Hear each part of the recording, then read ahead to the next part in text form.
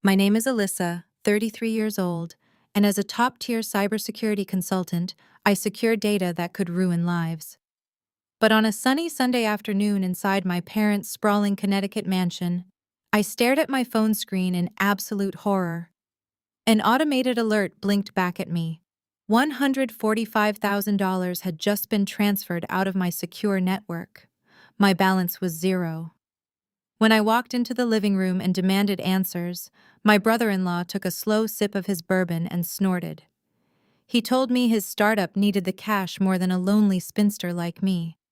My hands began to tremble, but not from fear. I reached into my bag for my laptop and looked him dead in the eye. I told him he would not mind what was coming next. The entire room erupted in laughter at my expense, completely unaware that a federal raid was seconds away from kicking down their front door. Before I continue this story, let me know where you are watching from in the comments below. Hit like and subscribe if you have ever had to stand up to family who underestimated your worth. My daily life consists of building digital fortresses for high-profile clients. I operate with lethal precision. But on that particular Sunday, I made the single biggest mistake of my professional career. I let my guard down around my own family. The mansion was a monument to my parents' obsession with status. Marble floors, crystal chandeliers, and walls lined with photographs that painted a picture of absolute perfection. Richard and Patricia. My parents loved parading their success, and their greatest success in their eyes was my younger sister Brittany and her charismatic husband Jamal. I had stepped into the kitchen for barely 15 minutes. My mother needed help pulling a heavy roast from the oven. It was a rare moment of domestic obligation. I had left my laptop sitting on the mahogany desk in the den. The screen was unlocked because I had been running a background diagnostic on a client server. I thought I was safe. I thought I was surrounded by family who, despite their flaws, would never cross a criminal line. The notification on my phone shattered that illusion instantly. A wire transfer had been initiated and completed. I stared at the screen as the blood rushed out of my head. Panic is a cold, physical sensation. It started in my chest and radiated out to my fingertips. I dropped the kitchen towel and practically ran back to the den. My laptop was exactly where I left it, but the terminal window was closed. A confirmation screen from my banking portal was minimized in the corner. Someone had deliberately sat in my chair, accessed my open session, bypassed the secondary authentications using my saved network credentials, and drained the account completely. I marched straight into the main living room. The air smelled of expensive roasting meat and heavy cologne. Jamal was standing by the ornate stone fireplace. He always dressed like he was on his way to ring the bell at the stock exchange. He claimed to be a tech entrepreneur running a revolutionary crypto startup. My parents worshipped him. They thought his flashy suits and big talk meant he was a visionary. Jamal held a crystal glass of bourbon in his hand. He was smiling at something my father had just said. I walked right up to him. My voice was dangerously quiet as I confronted him. I asked him if he touched my computer. Jamal did not even flinch. He took a slow, deliberate sip of his bourbon.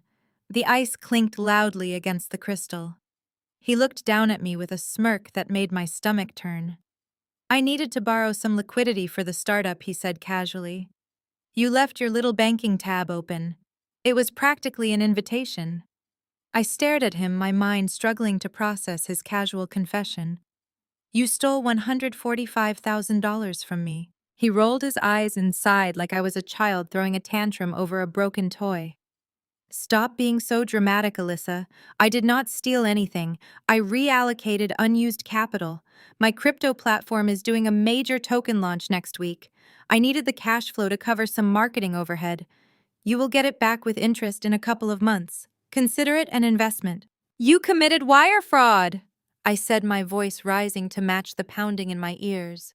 You went into my laptop and transferred funds without my permission.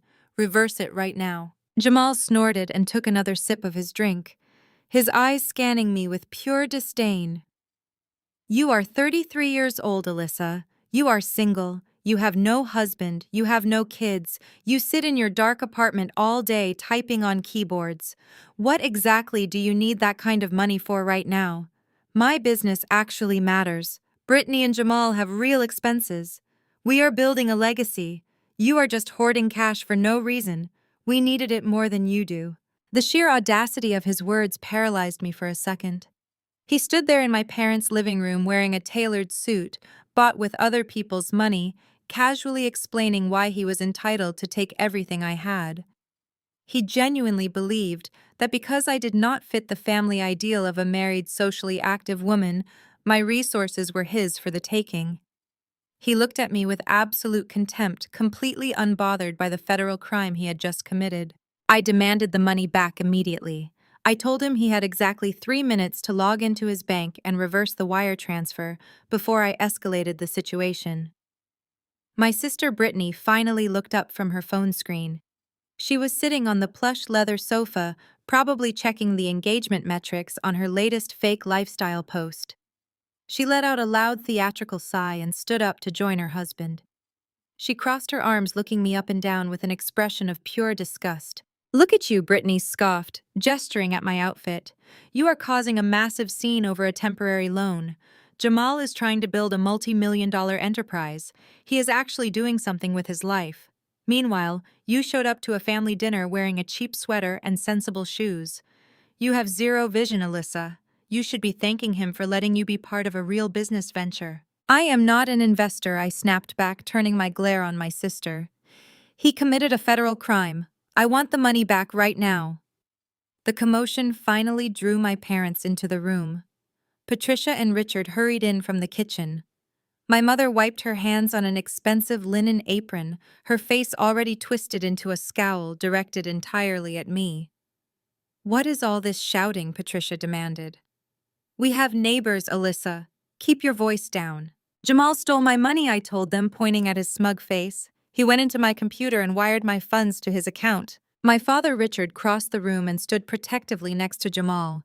He did not ask Jamal if it was true. He did not ask to see my bank statement. He immediately went on the defensive, prioritizing the golden child over the truth. "Now hold on," Richard said in his booming, authoritative voice. "Jamal is family.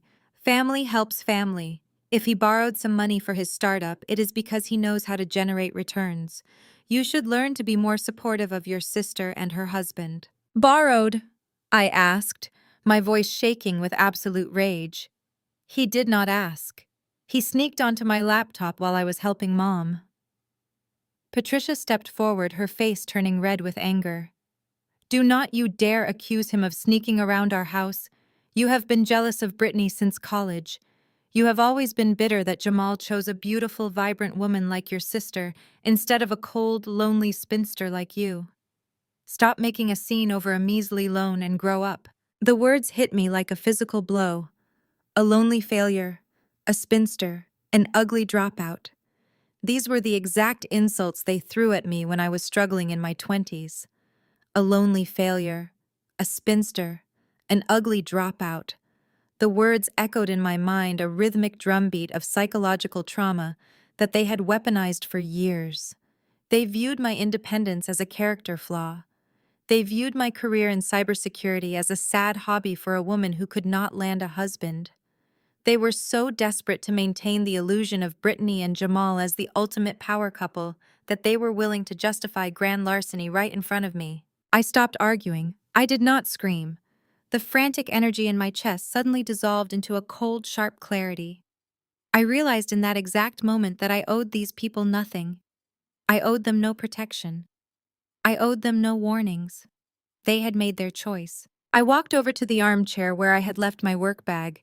I unzipped the main compartment and pulled out my laptop. I flipped open the screen, the glow of the terminal reflected in my eyes. My fingers hovered over the keyboard. A lonely failure, a spinster, an ugly dropout. I typed a single calm command into the interface.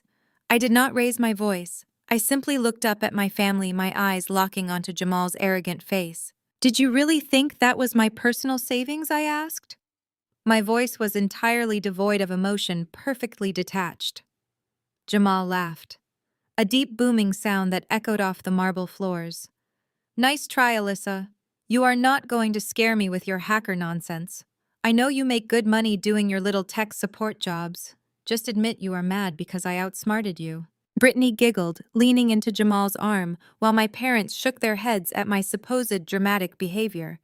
They laughed, entirely oblivious to the terminal command I had just executed, and entirely unaware that their perfect suburban lives were about to be permanently destroyed. Their laughter bounced off the crystal chandelier and echoed against the high vaulted ceilings of my parents' pristine living room.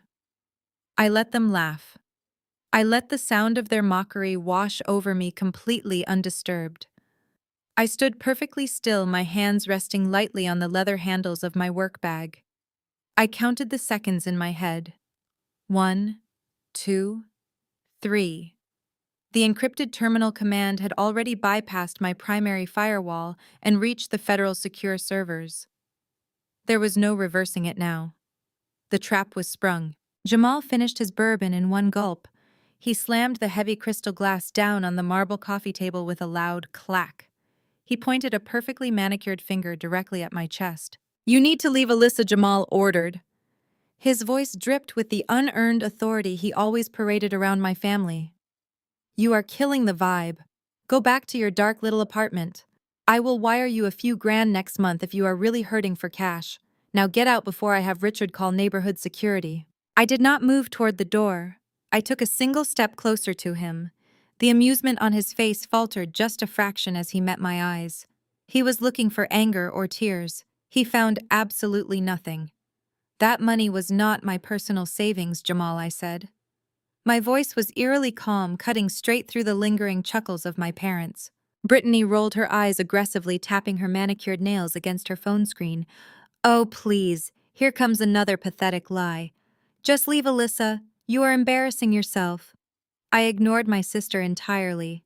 I kept my gaze locked onto Jamal.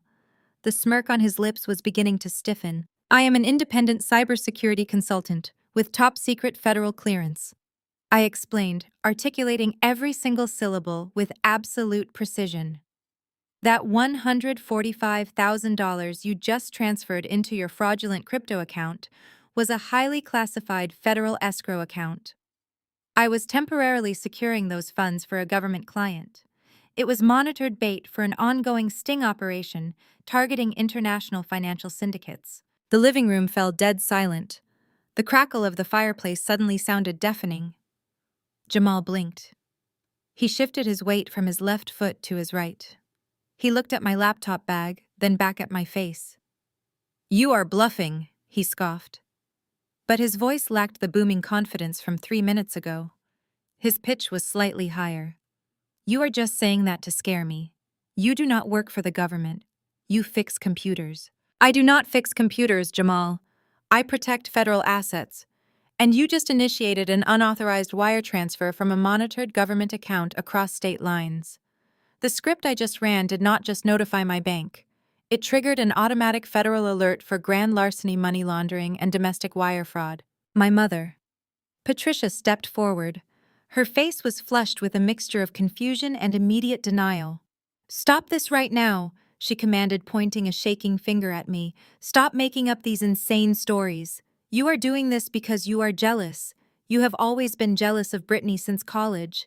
You cannot stand seeing a successful man like Jamal joining our family. You are a bitter, lonely girl trying to ruin a beautiful afternoon." My father, Richard, puffed out his chest and marched toward me. He looked like a man who believed his country club membership could shield him from reality. "Alyssa, I am warning you," Richard bellowed. "I am calling my lawyer right now. I will have a restraining order placed against you by tomorrow morning. You do not come into my house, threaten my son-in-law, and invent federal crimes just because you are jealous. A lonely failure, a spinster, an ugly dropout." I let their insults echo in my mind. They weaponized those words for years to keep me small, to keep me quiet, to make me accept my place as the family scapegoat. I felt my heartbeat slow down to a steady rhythmic thud. I looked at Richard. I looked at Patricia. I looked at Brittany, whose eyes were darting nervously between her husband and me. "You do not need to call your lawyer, Richard," I said quietly. "You are going to need him for Jamal soon enough." Before my father could open his mouth to scream another insult, a massive concussive bang shook the entire foundation of the house. The sound was so violent that the framed family portraits on the walls rattled against the expensive wallpaper. Patricia shrieked, clutching her chest. Brittany dropped her phone. It hit the marble floor with a sharp crack. Outside, the screech of heavy tires tearing up the manicured gravel driveway echoed through the front windows. "What is that?" Richard demanded, his face suddenly draining of all color. "What did you do?" Another thunderous crash struck the front of the house. The heavy custom-built oak front door splintered inward. It was kicked open with such extreme force that the hinges tore straight out of the wood. The door slammed against the interior foyer wall, sending a shower of white plaster raining down onto the floor. "Federal agents, stay where you are." The command was a deafening roar that swallowed all the air in the room. Heavy tactical boots pounded across the hardwood floors. Men and women clad in dark olive windbreakers and heavy body armor stormed into the pristine living room. Bright letters across their backs spelled out FBI. They moved with terrifying practiced speed. Flashlights mounted on tactical rifles swept across the expensive furniture. "Nobody move. Keep your hands visible," a senior agent shouted, stepping directly into the center of the room. Patricia screamed a high, piercing sound of absolute terror. She stumbled backward and collapsed onto the leather sofa. Richard froze, his arms raised halfway in the air, his mouth hanging open in silent shock. The elite status he worshipped meant absolutely nothing to the heavily armed federal agents currently swarming his sanctuary. Jamal Washington, the lead agent, barked, locking eyes with my brother-in-law.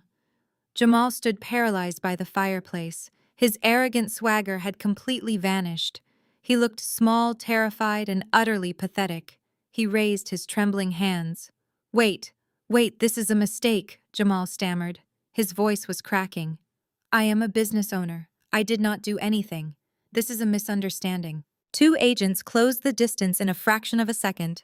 They grabbed Jamal by his tailored suit jacket, spun him around roughly, and slammed him face first against the mahogany-paneled wall. The impact knocked the breath out of his lungs. He gasped, his cheek pressed flat against the expensive wood.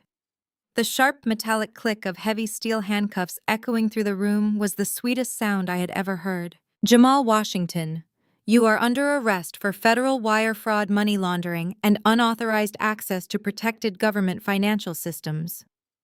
The agent recited the charges with a cold, mechanical efficiency. Brittany finally broke out of her stunned silence. She threw herself forward, shrieking hysterically. "Get your hands off my husband!" she screamed, trying to grab the arm of the nearest federal agent. "Do you know who we are? He is a CEO. You cannot do this." An agent firmly shoved Brittany back, stepping between her and Jamal. "Ma'am, back away immediately, or you will be detained for interfering with a federal arrest. Step back." Brittany stumbled backward, covering her face with her hands, sobbing uncontrollably. The perfect illusion of her flawless marriage was disintegrating right in front of her eyes. Richard tried to step forward, adopting his usual condescending tone. "Now listen here, officer. I am Richard Wilson. I own this property. My son-in-law is a respected investor. You need to tell me who authorized this ridiculous raid." The lead agent did not even look at my father. He kept his eyes locked on Jamal, who was currently being dragged backward toward the shattered front door. "You can contact the federal prosecutor's office in the morning, sir," the agent replied sharply. "Right now, this property is an active crime scene." I stood perfectly still in the corner of the room. I did not flinch. I did not scream. I watched them drag the golden boy of the family across the ruined marble floor. Jamal twisted his head back, his eyes wide with a desperate, pathetic panic. He looked directly at me. "Alyssa," Jamal begged, his voice cracking into a high-pitched whine. "Alyssa, tell them. Tell them it was a family loan. Tell them I was going to pay you back. Please." I adjusted the strap of my laptop bag on my shoulder. I looked at the man who had stolen my money, insulted my life, and mocked my existence just 5 minutes earlier. I looked at my sister, who was hyperventilating on the floor. I looked at my parents, who were shaking with a terror they had never known. A lonely failure, a spinster, an ugly dropout. I let the words wash through me one last time. I met Jamal's panicked gaze with absolute unblinking detachment. My voice was steady, and perfectly clear as it carried across the ruined living room. "I told you, Jamal," I said coldly. "You do not understand how the financial system works." The agents pulled him through the shattered doorway and out into the flashing red and blue lights of the federal vehicles. The heavy thud of the transport van doors slamming shut echoed across the manicured lawn. I turned around and walked quietly toward the back door, leaving my family to choke on the ashes of their own arrogance. But I knew this was not the end. I knew their pride would never let them accept defeat. They would come for me tomorrow, and I would be ready. The morning sun cut through the floor-to-ceiling windows of my downtown apartment. My sanctuary was a fortress of glass and steel overlooking the city skyline, a stark contrast to the chaotic, status-obsessed mansion I had left behind yesterday. I sat at my dining table with a mug of black coffee watching the security feeds on my monitors. It was barely 7 o'clock in the morning. I knew they were coming. The federal holding facility downtown processed bail releases at 6 in the morning, and my father never wasted time when his precious public image was on the line. The heavy buzzer of my building intercom broke the quiet silence. I did not ask who it was. I pressed the button to unlock the lobby doors, leaving my own apartment door slightly ajar. I wanted them to walk right into my territory. Heavy, frantic footsteps pounded down the carpeted hallway. My front door was shoved open, violently slamming against the rubber wall. "Stop." My father, Richard, stood in the threshold. His face was a mottled, unhealthy shade of purple. His designer tie was loose and his expensive dress shirt was wrinkled and stained with sweat. Behind him stood my mother, Patricia, clutching her leather purse against her chest like a shield, her eyes red, swollen, and puffy from crying. Brittany pushed past both of them. She looked completely unhinged. Her flawless influencer hair was a tangled mess and dark mascara tracked jagged lines down her pale cheeks. And then came Jamal. The federal holding cell had not been kind to the golden boy. The arrogant tech bro from yesterday afternoon was entirely gone. He looked exhausted, trembling, and terrified. He refused to make eye contact with me, staring down at my hardwood floor. "What is wrong with you?" my father roared, marching straight into my living room. He pointed a shaking, furious finger directly at my face. "Are you completely out of your mind? Do you have any idea what you put this family through last night?" I took a slow, deliberate sip of my black coffee. "I put Jamal exactly where he belonged," I replied calmly. "He stole classified federal funds." My mother let out a sharp, hysterical sob. She stepped forward, her heels clicking aggressively against the wood. "You malicious, vindictive girl," Patricia screamed. "You planned this. You set a trap for him just to ruin your sister's perfect life. You have always tried to destroy us, just like when you ruined our summer vacation by pretending you needed therapy. You always demand the spotlight to punish Brittany." I set my mug down. The ceramic clinked loudly against the glass table. "I did not set a trap, Patricia. I left my computer on a desk in my own childhood home. Jamal made the conscious, arrogant choice to sit down and steal from me." Richard slammed his fist down on my kitchen counter.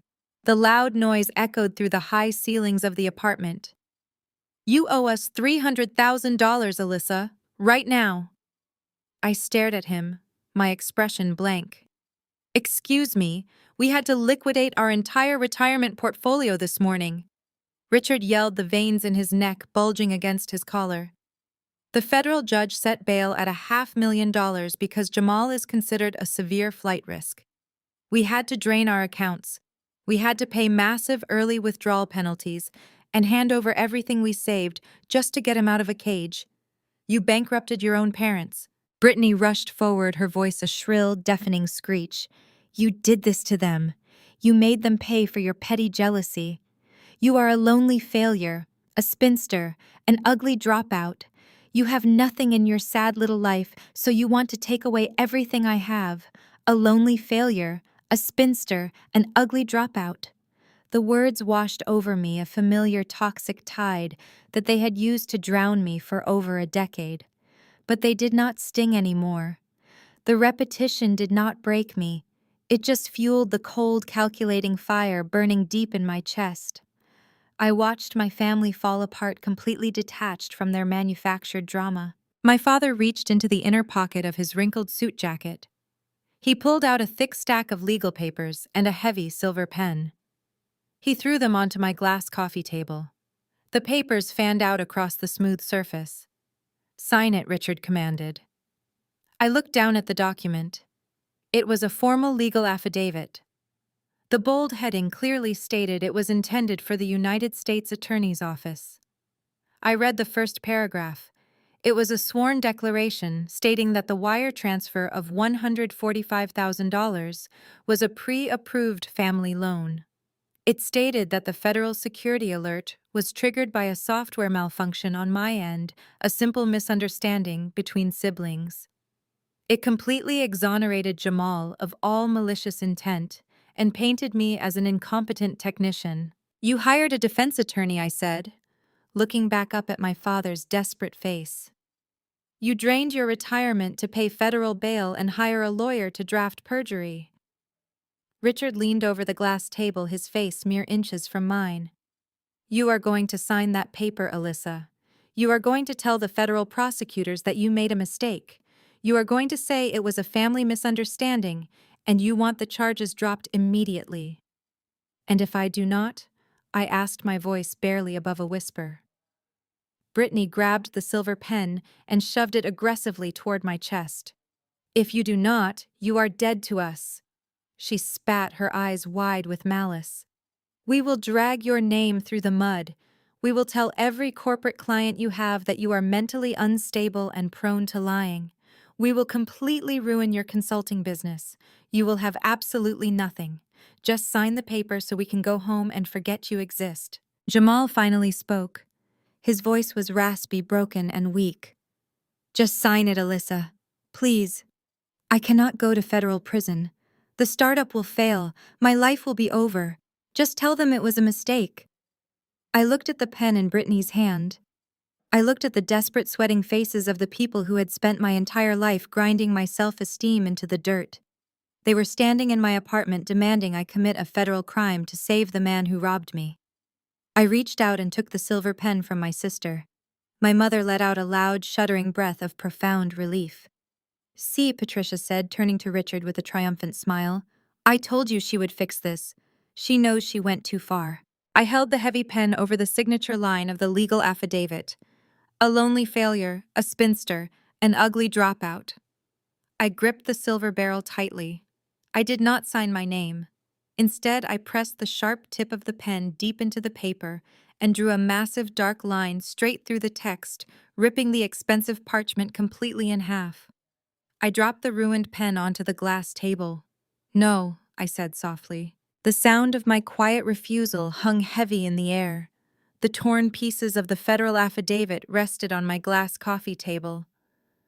Richard stared at the ruined document, his face flushing a dangerous shade of crimson.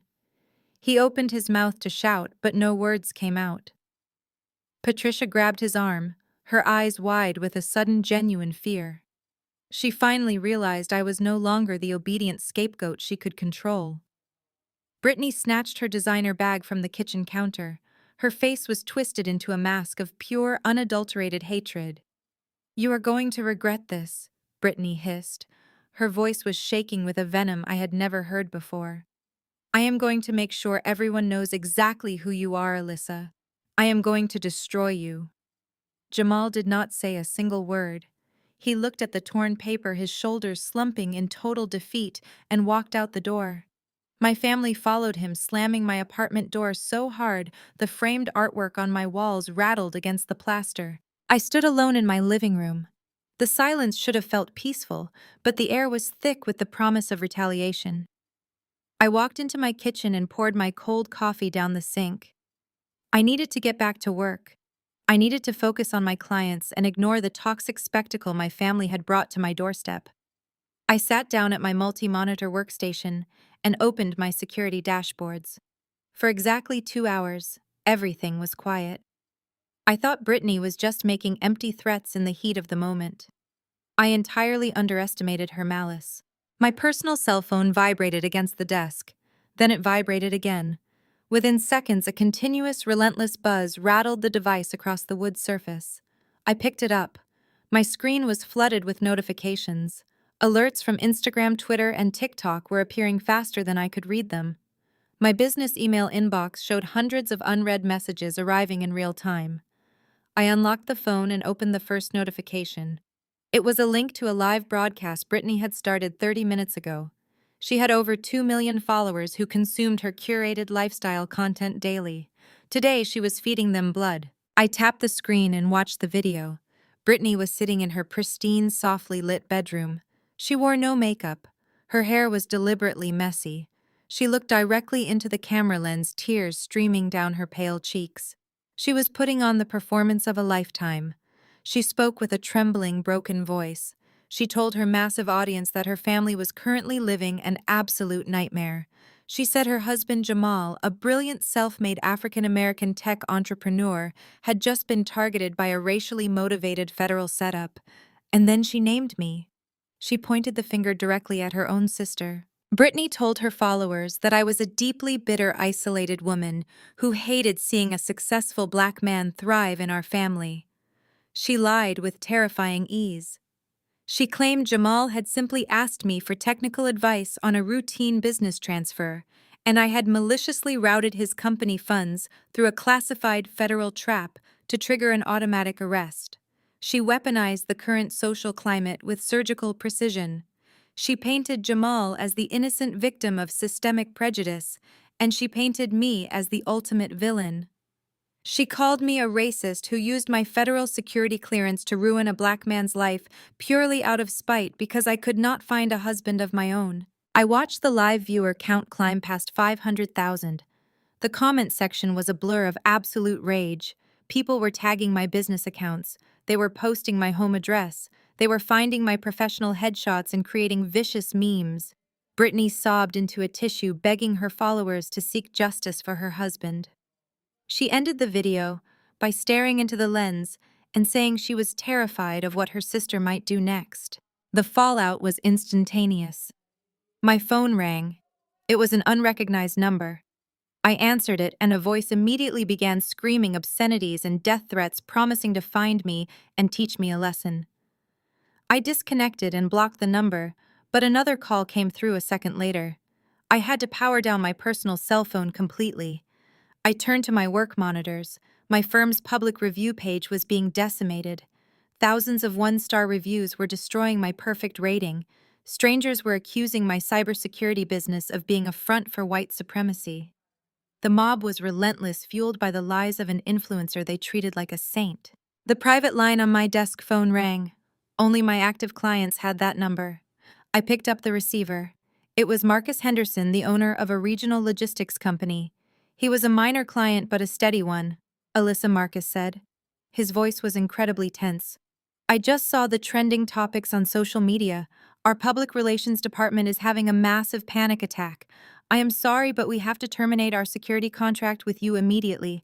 We cannot be associated with these kinds of racial allegations right now. The optics are just too dangerous for our brand. I tried to explain that the allegations were entirely fabricated. I told him it was a retaliation tactic from a family member whose husband had stolen federal funds. Marcus cut me off. He did not care about the truth. He only cared about the digital mob. I am sorry, Alyssa, he repeated nervously. The termination paperwork is already in your inbox. Good luck. He hung up the phone. I sat in the glow of my monitors. My apartment was completely silent again. I looked at the dark screen of my cell phone. I looked at the hundreds of hateful emails pouring into my secure server. My own sister had just commanded an army of millions to destroy my life, my safety, and my career simply to protect a thief, a spinster, a racist, a failure, a bitter mistake. The words echoed in my mind. They repeated with a heavy, sickening rhythm. A spinster, a racist, a failure, a bitter mistake. My family had decided that my life held no value. They decided that I was acceptable collateral damage. They thought that because I was quiet, because I spent my life behind screens instead of in front of cameras, I would simply fold under the pressure of public humiliation. They thought the mob would break me. They thought losing a client would terrify me into submission. A spinster, a racist, a failure, a bitter mistake. The repetition of those words did not break my spirit. The sheer, breathtaking malice of my sister's actions stripped away the last remaining shreds of familial loyalty I held in my heart. The coldness in my chest hardened into absolute steel. I opened my encrypted client database. I bypassed the standard security protocols and accessed the deepest layers of my personal archives. Brittany wanted to use the internet to tell a story about her perfect husband. I decided it was time the internet saw the raw, unfiltered truth about where Jamal actually got his money. I cracked my knuckles and began to type. I hit the enter key. The encrypted files containing Jamal's offshore bank routing numbers, his fake crypto exchange white papers, and the direct logs of his IP address accessing my terminal were sent simultaneously to the lead federal prosecutor and every major financial news outlet in the country. The truth was now permanently out of my hands and in the public domain.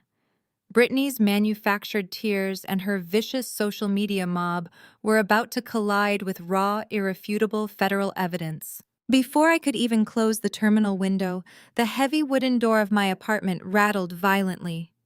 Someone was pounding on the exterior frame with closed fists. The strikes were frantic and aggressive, vibrating through the floorboards. I stood up from my desk and walked slowly toward the entryway. I checked the security camera feed on my wall panel. It was my father. Richard was standing in the hallway alone. His face was twisted into a mask of pure, unhinged rage. His designer tie was loose. His expensive dress shirt was wrinkled and stained with sweat. And he was holding his cell phone in one hand while hammering on my door with the other. I did not cower.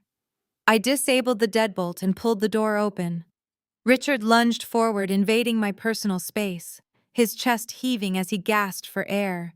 "You vindictive little monster!" he screamed, his voice echoing loudly off the concrete walls of the corridor. "My lawyer just called me. He told me what you just sent to the prosecutors. You sent them Jamal's private financial records. You just gave them everything they need to lock him up for 20 years. I crossed my arms and looked at him with absolute calm. I gave them the truth, Richard. Jamal built his entire life on stolen money and fraudulent schemes. He chose to involve me when he sat at my computer. I am simply closing the loop." Richard's face turned a horrifying shade of purple. He stepped further into my apartment, pointing a shaking finger directly between my eyes. "You are a stain on this family," he roared. "You have always been a bitter, jealous disappointment. We gave you everything. We clothed you, we fed you, we paid for your education, and this is how you repay us. You destroy your sister's life because you cannot find a man who wants you." I did not raise my voice. I did not blink. I just stared at him. The sheer projection in his words was almost pitiful. "I paid for my own education," I replied evenly. "I built my own business. I bought this apartment with my own money. You and Patricia have not contributed a single dime to my life since I was 18 years old. You spent all your energy financing Jamal's fake lifestyle because he played the part of the perfect son-in-law you always wanted to show off at the country club." Richard let out a harsh, barking laugh that lacked any real humor. It was a desperate, ugly sound. "Fine," he spat. "You want to talk about money? Let us talk about real money, Alyssa. Let us talk about the only reason you still pretend to be part of this family." He reached into his tailored suit jacket and pulled out his phone. He unlocked the screen and shoved it toward my face. "I am calling the estate lawyers right now," Richard sneered. His eyes were wide with malicious triumph. "You think you are so smart and so independent? You think your little tech business makes you untouchable. But I know what you are really waiting for. You are waiting for your grandfather's trust fund to unlock." My grandfather, Theodore, had passed away 7 years ago.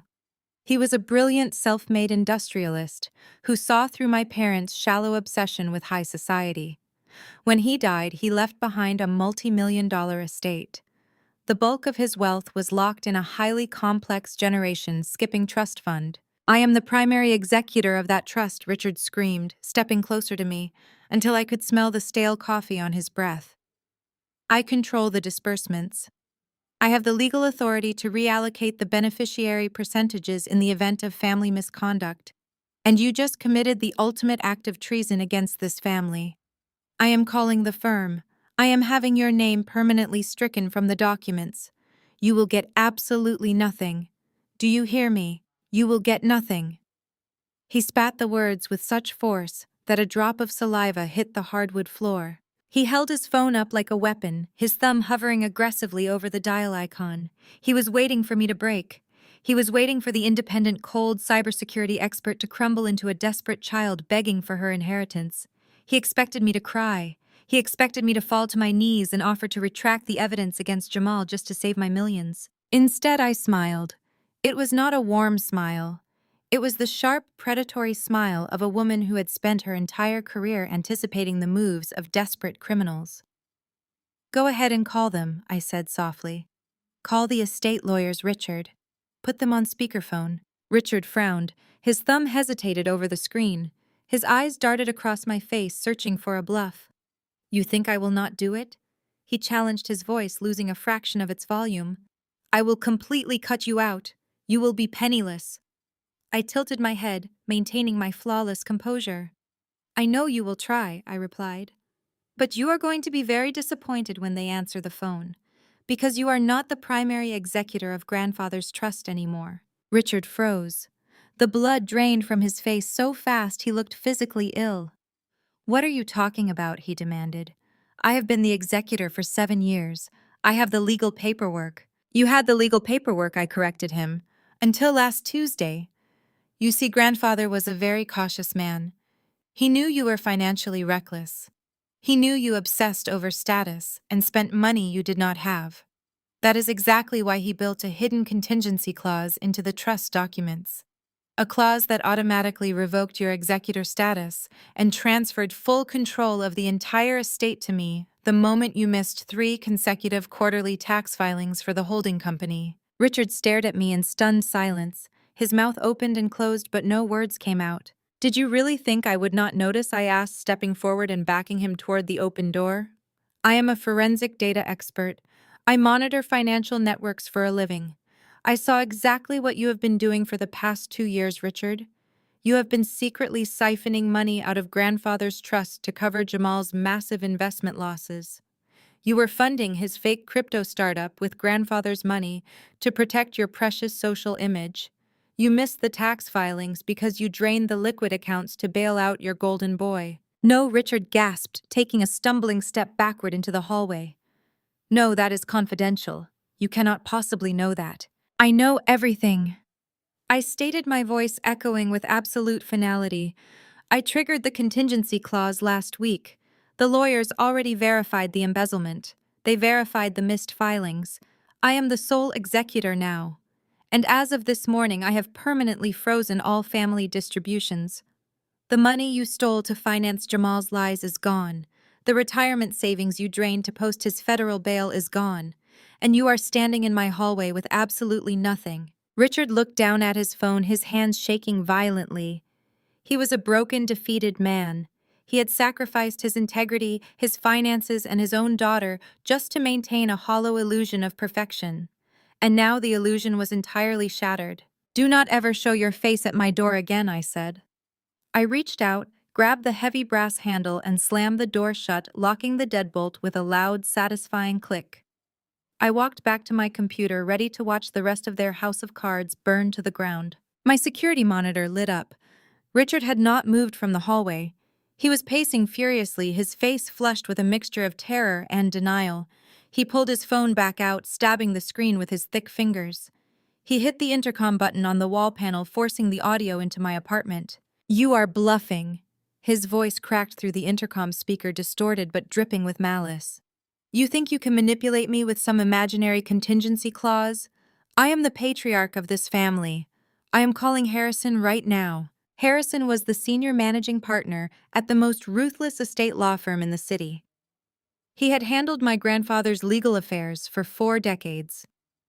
I leaned back in my ergonomic chair, crossing my legs. I pressed the talk button on my end of the intercom. Put him on speaker, Richard. Make sure it is loud enough for both of us to hear. The dial tone echoed through the empty hallway and filtered into my quiet living room. One ring, two rings.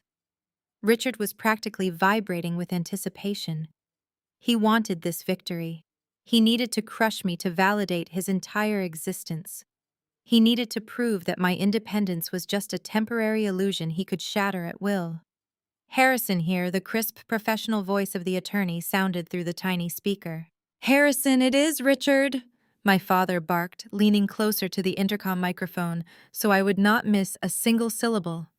I am standing outside Alyssa's apartment. She has completely lost her mind. She is actively trying to destroy her sister's family, and she is committing federal sabotage. I am exercising my authority as the primary executor of Theodore's trust. I want her name stripped from the beneficiary list immediately. Call the banks, cut her off, freeze all her assets linked to the estate. I want her completely disinherited. She gets absolutely nothing. A heavy, uncomfortable silence stretched over the line. I watched Richard's chest heave on the security feed. He was smiling a desperate feral grin. Richard Harrison began his tone carrying a deadpan, almost clinical confusion. I am not sure what you are attempting to achieve here, but you do not have the authority to issue those directives. The feral grin vanished from my father's face. What do you mean, I do not have the authority? I have been the executor for 7 years. I sign the disbursements. I approve the allocations. I am in charge. You were the acting manager of the operational accounts. Richard Harrison corrected, his voice entirely devoid of sympathy. But you were never the primary executor. According to the updated sealed will executed 3 years ago, Alyssa is the supreme trustee. She controls everything. Richard staggered back as if he had been physically struck in the jaw. The phone nearly slipped from his sweaty grip. That is impossible, he gasped, his voice barely a whisper. That is a lie. I saw the will. I read the documents when Theodore died. You saw the operational trust documents drafted 5 years ago, Harrison explained with brutal efficiency. Theodore updated his final directives privately with our firm. He specifically mandated that the true nature of the Supreme Trust be kept sealed until either you attempted to alter the beneficiary structure or the estate faced severe financial mismanagement. He left behind a very specific letter, Richard. He stated that he knew you lacked the discipline and moral fortitude to preserve the family wealth. He knew you would eventually prioritize your social standing over the survival of the estate. Given the recent alerts regarding the depleted liquid accounts you were supposed to be managing, Alyssa assumed full public control as of this morning. She triggered the lockouts herself. You are entirely removed from the estate. I watched my father's psychological collapse happen in real time on the digital monitor. The realization hit him like a freight train. Theodore, the man Richard had spent his entire adult life trying to impress, had known exactly what he was. My grandfather saw through the expensive suits, the country club memberships, and the leased luxury cars. He knew Richard was a financial liability. He knew my parents were shallow, status-obsessed parasites who would eventually drain the family wealth to maintain their fragile social standing. Theodore had entrusted the true legacy to the quiet, analytical granddaughter who preferred reading dense financial reports over attending high society galas. I had known about the sealed will for exactly 3 years. Grandfather had brought me into Harrison's office on my 29th birthday. He handed me the keys to the kingdom while my parents and sister were busy attending a lavish fashion gala they had charged to their credit cards. Theodore told me that true power was not about being loud. Power was about having the leverage and the patience to use it only when absolutely necessary. I had watched Richard mismanage the minor accounts. I had watched him funnel money to Jamal. I had silently collected the data, building an impenetrable fortress of evidence, waiting for the exact moment they tried to cross the point of no return. Today they crossed it. I pressed the intercom button again. Did you catch all of that, Richard? He stared directly at the camera lens. The arrogance was completely gone. His face was a portrait of absolute, unadulterated panic. Alyssa, he pleaded, his voice cracking into a pathetic whine. Alyssa, wait. You cannot do this. We are going to lose the house. We liquidated everything for Jamal's bail. We have loans, we have massive debts. If you cut off the monthly disbursements, we will be bankrupt by the end of the week. I leaned closer to the microphone. You demanded $300,000 from me this morning. You tried to force me to sign a federal affidavit committing perjury to save a man who stole from my business. You watched your other daughter launch a digital smear campaign calling me a racist, and you cheered her on. You just tried to disinherit me, and now you want mercy. Harrison was still on the line listening to the entire exchange. Alyssa the lawyer interrupted politely. Since we have Richard on the phone, would you like me to inform him of the audit? Yes, Harrison, I replied smoothly. Please do. Richard looked at his phone in absolute horror. What audit? He choked out. As the Supreme Trustee, Harrison stated, Alyssa has authorized a comprehensive forensic audit of your management of the operational accounts over the past 2 years. We have already identified the exact amounts you secretly siphoned out of the trust to cover Jamal's crypto investment losses. You were funding his fraudulent startup with Theodore's money. You committed embezzlement, Richard. The firm is preparing to file a civil suit against you for total restitution, and we are legally obligated to report the missing tax filings to the Internal Revenue Service. My father dropped his phone. The device clattered loudly against the hardwood floor of the corridor. He fell to his knees, pressing his hands against the side of his head. He was hyperventilating. He had sacrificed his integrity, his savings, and his own daughter to protect Jamal's illusion of wealth. He had conspired against me to maintain his public image. Now he was facing total financial ruin, federal tax charges, and public humiliation. I watched him sob in the hallway.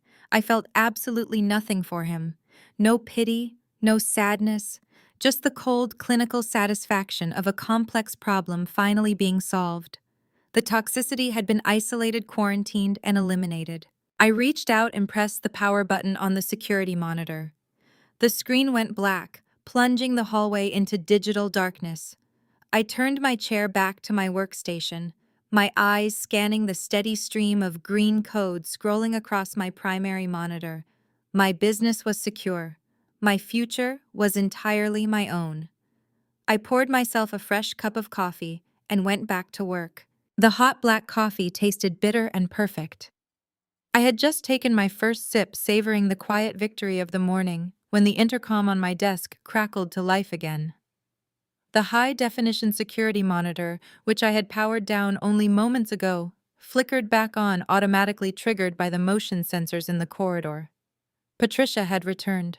She must have been waiting by the private elevator bank, heard Richard's complete psychological collapse, and run back down the hall. She was kneeling on the custom carpet, aggressively shaking his shoulder. Richard remained entirely unresponsive. He was staring blankly at the floor, his chest heaving, his mind unable to process the absolute destruction of his reality. Patricia looked up at my door, her face contorted with panic and fury. She reached up and slammed her hand against the intercom button. "Alyssa, open this door right now!" Patricia shrieked, her voice distorted by the speaker. "What have you done to your father? He cannot breathe. You are causing him to have a medical emergency. Open the door and apologize." I set my ceramic mug down on the desk. I did not reach for the door release. Instead, I pressed the communication button. Harrison was still connected to the secure conference bridge on my terminal, listening to every word of the meltdown. Patricia Harrison's crisp, authoritative voice echoed through the hallway speakers, overriding her hysteria. "I strongly advise you to lower your voice and step away from the door. You are currently speaking to the sole controller of your financial existence." Patricia froze. She looked wildly at the speaker mounted on the ceiling, recognizing the voice of the senior estate attorney. "Harrison, what are you talking about? Richard is the executor. Richard controls the estate. You tell this ungrateful, vindictive girl to release whatever hold she put on our accounts. We have bills to pay. Theodore left us that money. We get $40,000 a month, and there is absolutely nothing she can do to stop it. We are the heads of this family." I leaned back in my ergonomic chair, watching the digital feed. The sheer blinding arrogance of my mother was almost impressive. Even as her husband suffered a breakdown on the floor beside her, she could only focus on her status and her monthly allowance. "Patricia, You are operating under a catastrophic misunderstanding of Theodore's estate, Harrison stated with surgical precision. Your husband was removed from operational control 3 years ago due to severe financial negligence. Furthermore, the estate documents never mandated a $40,000 monthly disbursement to either of you. You have no guaranteed income. Patricia scoffed, a harsh, dismissive sound that echoed in the corridor. That is a lie. That is a complete lie. The money deposits into our private accounts on the first of every single month. It always has. We have a lifestyle to maintain. It deposits, Harrison corrected, his tone devoid of any sympathy, because the Supreme Trustee manually authorizes it. Your late father-in-law was a very meticulous man. The trust he established only required the estate to cover your basic standard medical insurance. Everything else was entirely discretionary. The mortgage on your Fairfield mansion, the leases on your luxury vehicles, the country club dues, your European vacations, and your personal shopping allowances. All of it was subject to a monthly review. And the only person with the legal authority to approve those discretionary funds is Alyssa. The silence that followed was absolute. On the security monitor, I watched Patricia physically recoil as if the words had struck her. Her eyes widened, darting frantically from the speaker to the closed door of my apartment. The cognitive dissonance was shattering her reality in real time. For 3 years, the daughter they called a failure, a spinster, and an ugly dropout had been their secret benefactor. Every time Patricia had mocked my career, I was the one paying for the designer clothes on her back. Every time she bragged to her friends about her perfect life and her golden child, Brittany, I was the one signing the checks that bought their cocktails. I had quietly funded the very illusion they used to make me feel worthless. Alyssa, Patricia stammered, her voice suddenly losing all of its commanding edge. It dropped into a high, desperate whisper. Alyssa, sweetheart, you cannot. You would not do this to us. We are your parents. We raised you. We are family. You know we rely on that money to survive. You know how important our standing in the community is. We would be ruined. I leaned forward, bringing my face close to the sleek microphone on my desk. I looked directly into the camera feed, knowing she was staring back at the lens. Every time you told your friends, I was a disappointment. I approved the transfer that paid your country club fees, I said, my voice ringing with a cold, unyielding clarity. Every time you allowed Brittany to tear me down, I paid the mortgage on the house you let her live in. I bought your reality, Patricia. I gave you 3 years of rope to see if you would ever treat me with an ounce of basic human respect. Instead, you marched into my home this morning and demanded I commit a federal crime to save a man who stole from me.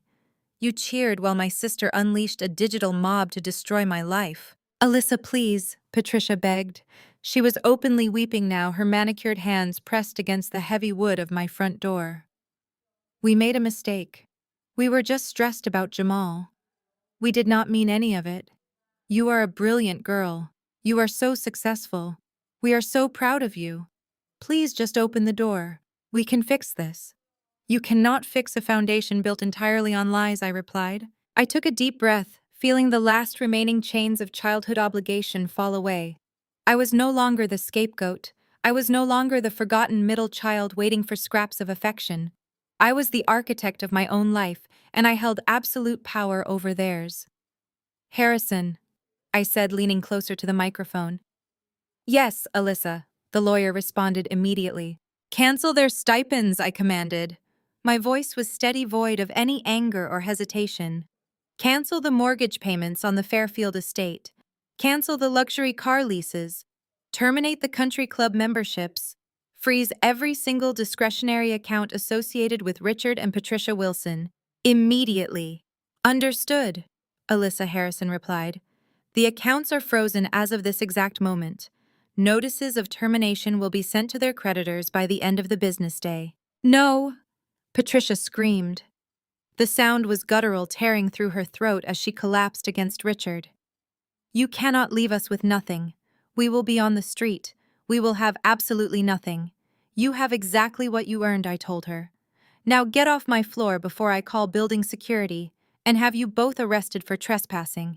I did not wait for a response. I cut the microphone feed and watched the monitor in silence. Patricia tried to pull Richard up, sobbing hysterically, pulling at his ruined suit. He stumbled to his feet, a hollow, broken shell of the arrogant man who had battered my door just minutes ago. They leaned on each other, two parasites who had finally run out of a host and dragged themselves down the hallway toward the elevator. They left in a state of absolute shock and terror, stepping into a world where their manufactured perfection no longer existed. I closed the security application. My apartment was quiet, warm, and secure. I pulled up my business dashboard, reviewed the morning analytics for my cybersecurity firm, and picked up my coffee. It was going to be a very productive day. The productivity of my morning was measured not just in lines of code, but in the rapid systemic dismantling of my family's financial infrastructure. I sat at my workstation watching the automated alerts roll in from the estate's banking portal. Harrison was remarkably efficient.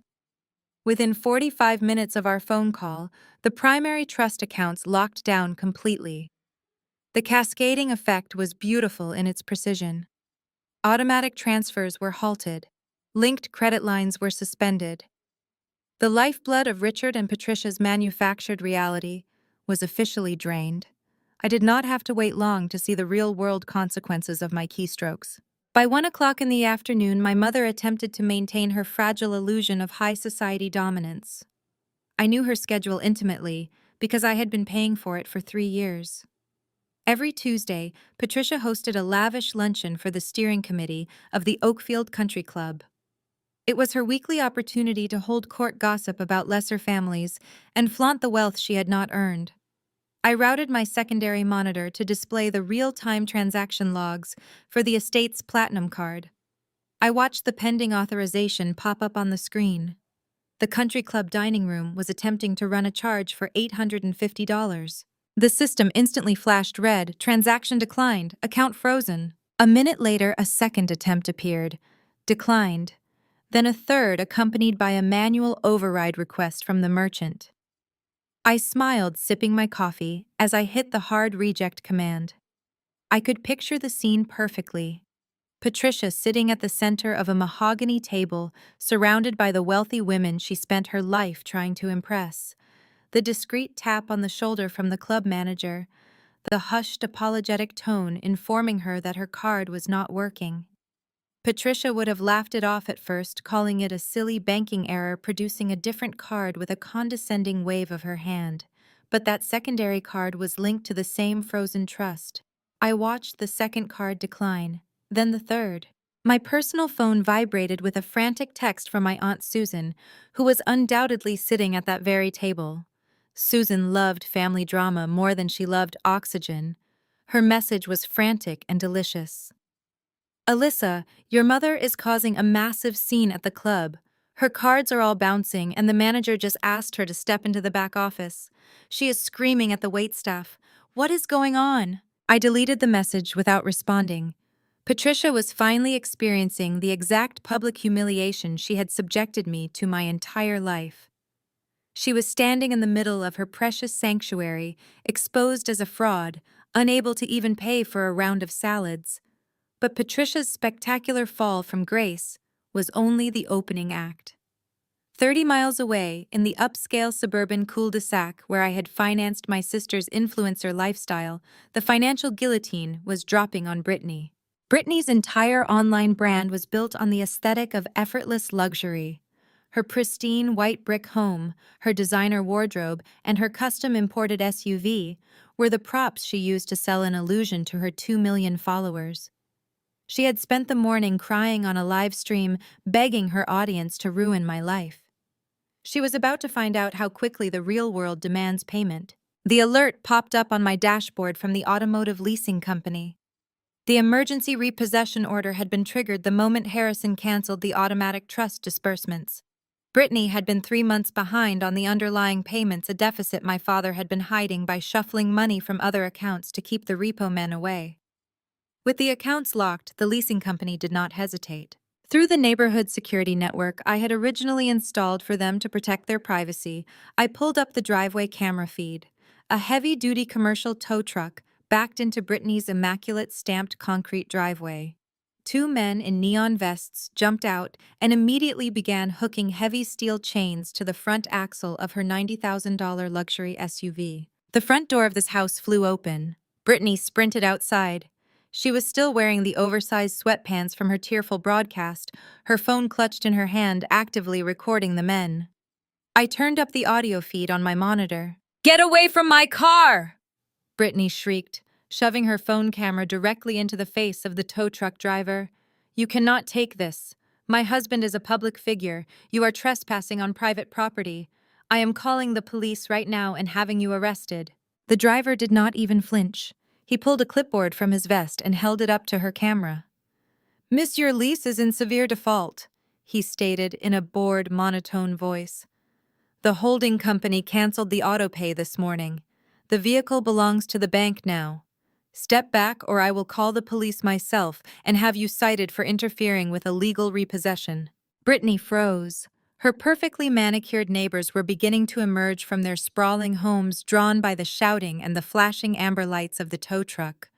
The women Brittany usually looked down upon were now standing on their lush lawns, watching the local digital queen lose her chariot in broad daylight. Brittany scrambled to dial Richard, screaming into the phone, demanding he fix it immediately. But Richard could not fix anything. Richard was bankrupt. I watched the tow truck lift the gleaming SUV off the pavement and drag it down the street, leaving Brittany standing alone in her driveway, a digital celebrity with no actual wealth to stand on. The walls were closing in on them rapidly. By 5 o'clock that evening, the sheer magnitude of their desperation boiled over.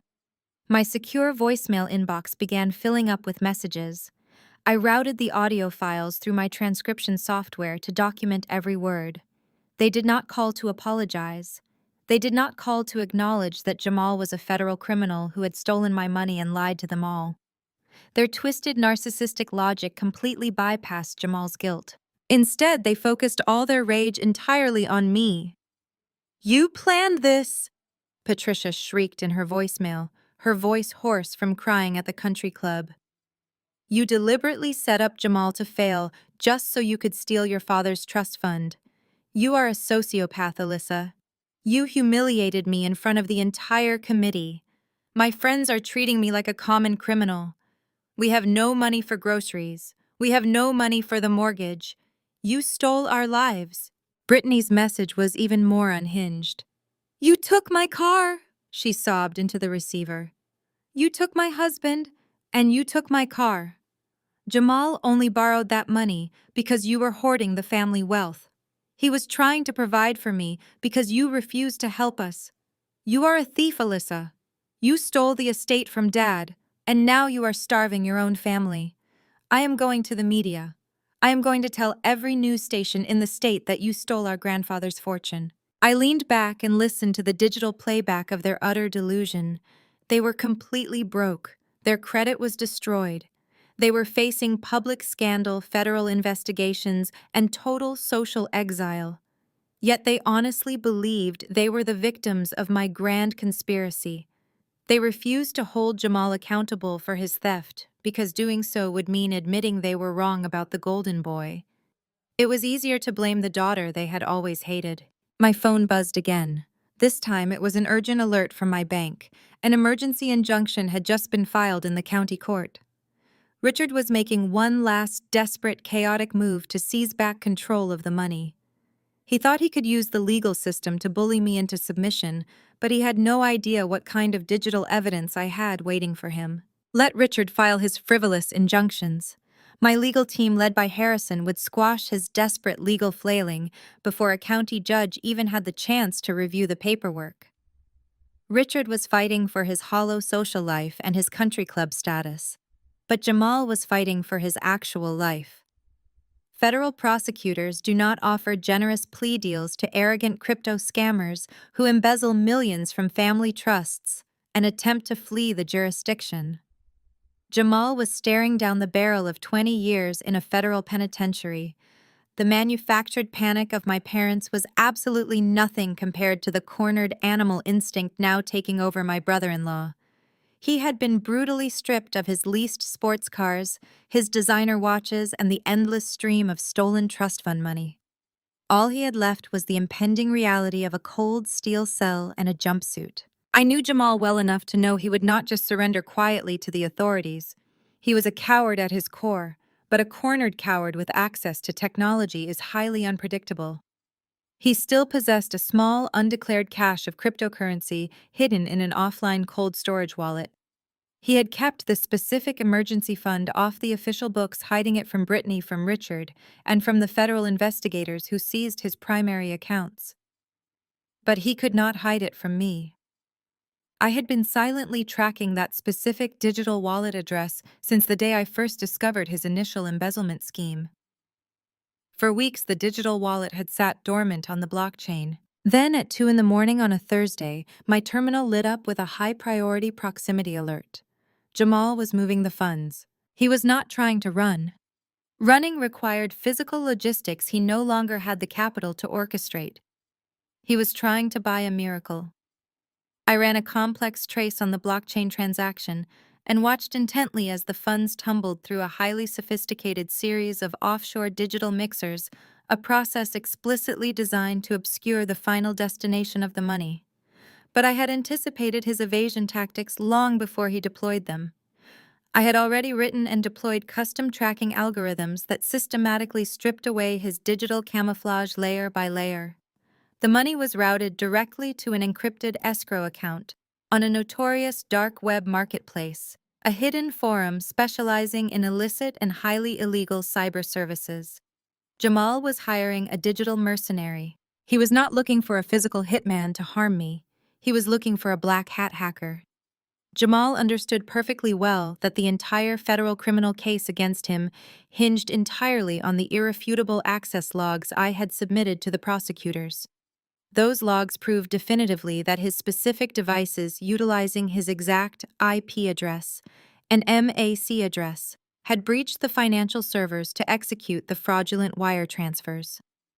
If those specific logs disappeared from my primary servers, his high-priced defense attorney could easily introduce reasonable doubt in a courtroom, claiming the evidence was corrupted or non-existent. I tapped into the dark web forum, US unencrypted background traffic exploiting a server vulnerability I had discovered and cataloged months ago. I effortlessly intercepted the encrypted communication packets bouncing between Jamal and his newly hired gun. Decrypting the messages took my server farm less than 12 minutes. The plot Jamal had constructed was breathtakingly audacious. He had paid the underground hacker an exorbitant fee to breach my highly secure home server network. The mission parameters Jamal laid out were incredibly precise. First, the hacker was instructed to penetrate my primary biometric firewall. Second, they were to locate and permanently wipe the original unadulterated access logs that proved Jamal's guilt. Third, and this was the truly malicious part of his Hail Mary pass, the hacker was ordered to plant a fabricated digital paper trail deep within my own system directories. I read through the exact specifications Jamal had provided to the mercenary. This fake evidence was meticulously designed to make it look like I had orchestrated the entire embezzlement scheme myself. Jamal wanted the hacker to generate fake encrypted emails between my IP address and offshore banking entities. He wanted fabricated access logs, showing that I had used a spoofed connection to frame him. He even provided the hacker with my personal banking routing numbers, instructing the mercenary to deposit a tiny fraction of the stolen cryptocurrency into an account linked to my name to cement my guilt. Jamal wanted to construct a narrative where the cold, calculating cybersecurity expert's sister had siphoned the trust fund money to build her own empire and set up her innocent brother-in-law to take the ultimate fall. He actually thought a dark web freelancer could outmaneuver me on my own network. He honestly believed he could turn the tables, manipulate federal evidence, and send me to a federal prison in his place while he walked free to comfort his weeping wife. It was a desperate, chaotic, and highly illegal maneuver from a man who had completely run out of legitimate options. I sat in the quiet glow of my monitors and read the hacker US response to Jamal. The mercenary operating under the alias Cypher confirmed the target parameters, accepted the escrow payment release, and promised that my servers would be entirely compromised and the fake evidence planted within 48 hours. Jamal replied with a simple message expressing his eager anticipation of watching federal agents drag me out of my apartment in handcuffs. I did not panic. I did not call the FBI or the federal prosecutors to report the impending cyber attack. Calling the authorities now would only spook the hacker force Jamal back into hiding and leave the situation unresolved. I needed Jamal to commit fully to this digital assault. I needed him to pull the trigger so I could hand the feds a neatly wrapped package of fresh, irrefutable felony charges. I cracked my knuckles and brought up my network architecture interface, spanning across 3 widescreen monitors. If Jamal wanted to play a high-stakes game of digital warfare, I was going to give him a front-row seat to his own absolute destruction. I was not going to build a higher wall to keep the hacker out. I was going to open the front door and let him walk right in. The clock on my primary display ticked over to 2 in the morning. My apartment was entirely dark, save for the cool blue and stark white ambient glow radiating from my 3 widescreen monitors. The silence of the city outside was a sharp contrast to the absolute digital warfare brewing on my servers. I had muted all of my notifications, blocked all incoming calls from my frantic family members, and isolated my focus entirely on the network architecture interface spanning across my desk. The air in my home office felt electric. I was a spider sitting patiently at the center of an incredibly complex web, and I could feel the vibrations of my prey approaching the outer edges. Suddenly, the ambient blue glow of my workspace was obliterated by a harsh flashing crimson. My secondary monitor, dedicated exclusively to external perimeter defense, lit up with a cascade of critical alerts. The intrusion had officially begun. The hacker operating under the dark web alias Cypher did not waste time with subtle reconnaissance. He launched a massive, coordinated brute force attack directly against my primary residential IP address. Lines of code scrolled down my screen at a dizzying speed as he deployed automated scripts hammering my external firewall with thousands of compromised passwords and encrypted payload requests every single second. I leaned in close to the screen, my eyes tracking his methodology. It was an aggressive, noisy approach. He was using a botnet routing his traffic through dozens of compromised servers across Eastern Europe and South America to mask his true location. He was trying to overwhelm my system with sheer volume, hoping that the flood of junk data would mask his surgical strikes against my security protocols. I watched him throw SQL injections, zero-day exploit attempts, and dictionary attacks against my outer gates. It was a solid textbook strategy for breaching a standard corporate network. But my network was not standard, and I was not a sleepy corporate IT administrator. I was a top-tier cybersecurity expert who had built this digital fortress from the ground up. I knew every line of code, every vulnerability, and every shadow within my system. My fingers hovered over the mechanical keyboard. A standard response protocol would dictate that I instantly sever his connection, blacklist all of his proxy IP addresses, and lock down the entire network with a secondary layer of biometric encryption. I could have shut him out permanently with 3 keystrokes. But blocking the attack would only send him back into the shadows, allowing Jamal to deny any involvement. A blocked attack leaves no actionable evidence. To permanently destroy Jamal, I needed his hired gun to successfully infiltrate my system and deploy the fake evidence. I needed to catch them red-handed inside my digital walls. So I did the exact opposite of what the hacker expected. I did not block the attack. I deliberately began lowering my defenses. I opened a secure command terminal and started selectively disabling my external firewalls. I had to do this carefully. If I dropped the shields entirely, an experienced hacker like Cypher would instantly recognize it as a trap. I had to make it look like a genuine system failure, a slight configuration error under the intense pressure of his brute force assault. I allowed his scripts to bypass the first 2 security layers, simulating a brief, desperate struggle on my end before artificially crashing my own defense protocols. I injected brief latency spikes to make it seem like my server processing power was overloading, selling the illusion that he was overpowering my hardware. On my screen, the crimson alerts shifted to a steady pulsing orange. The outer perimeter was breached. The hacker was inside the initial holding zone of my server. I could see his digital footprint actively scanning my network architecture, probing the interior walls for the main database where I kept my financial records and access logs.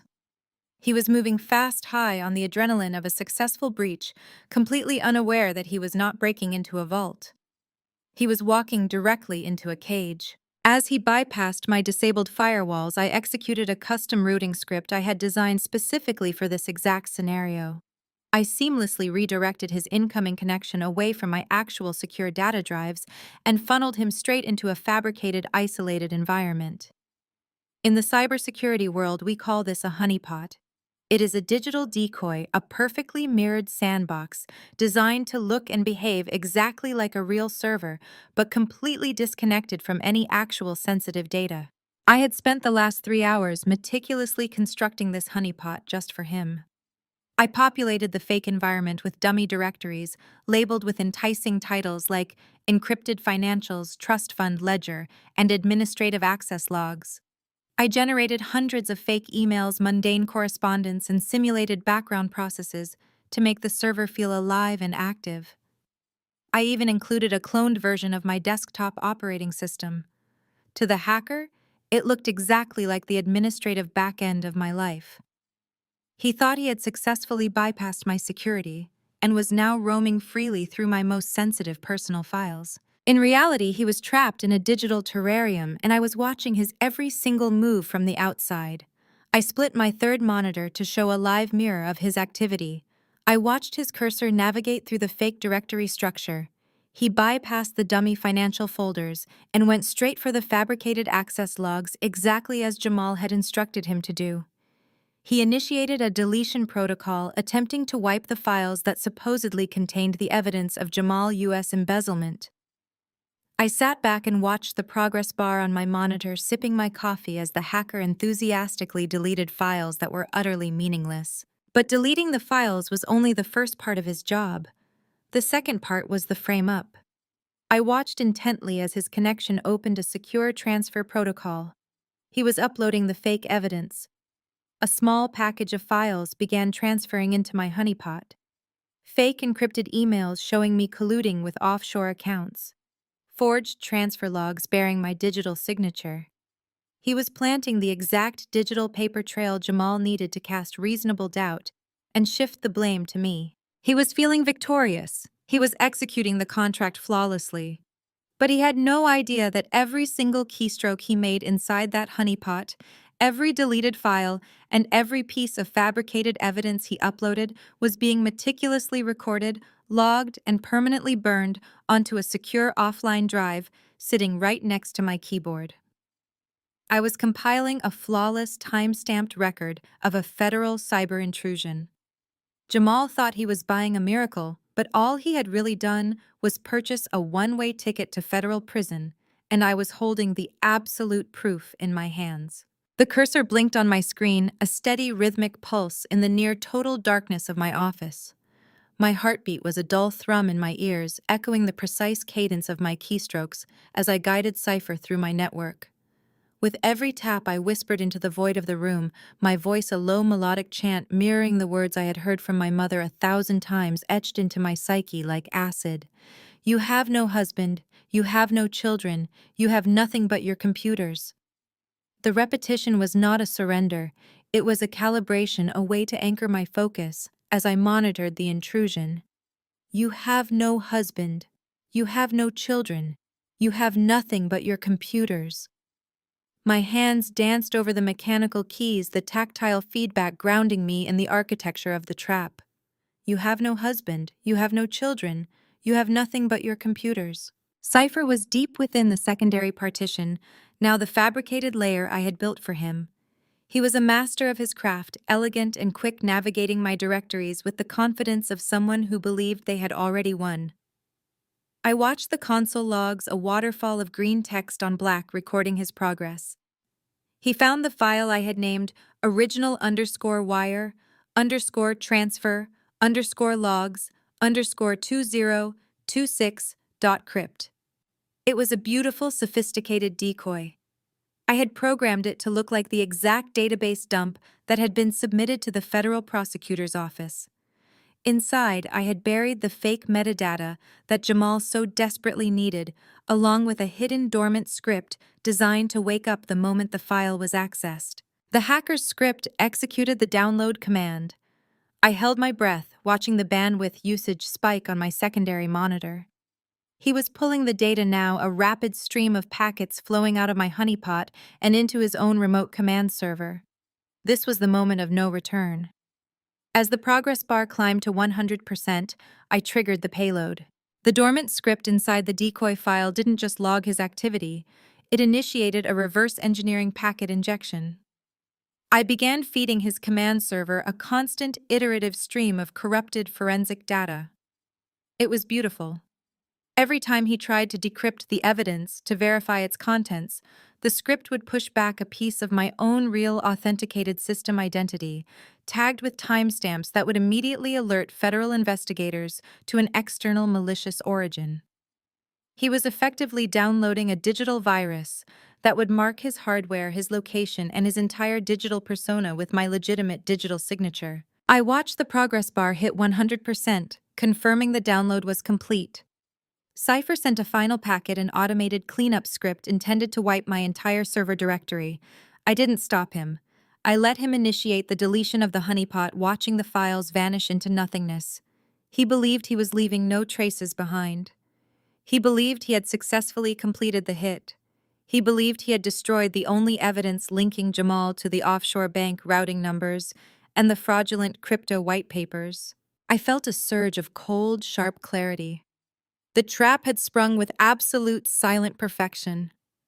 My actual primary servers, the ones hosting the real access logs, the original logs that the lead prosecutor was currently reviewing in her office, had not even been grazed by his clumsy, intrusive fingers. My firewalls were still active.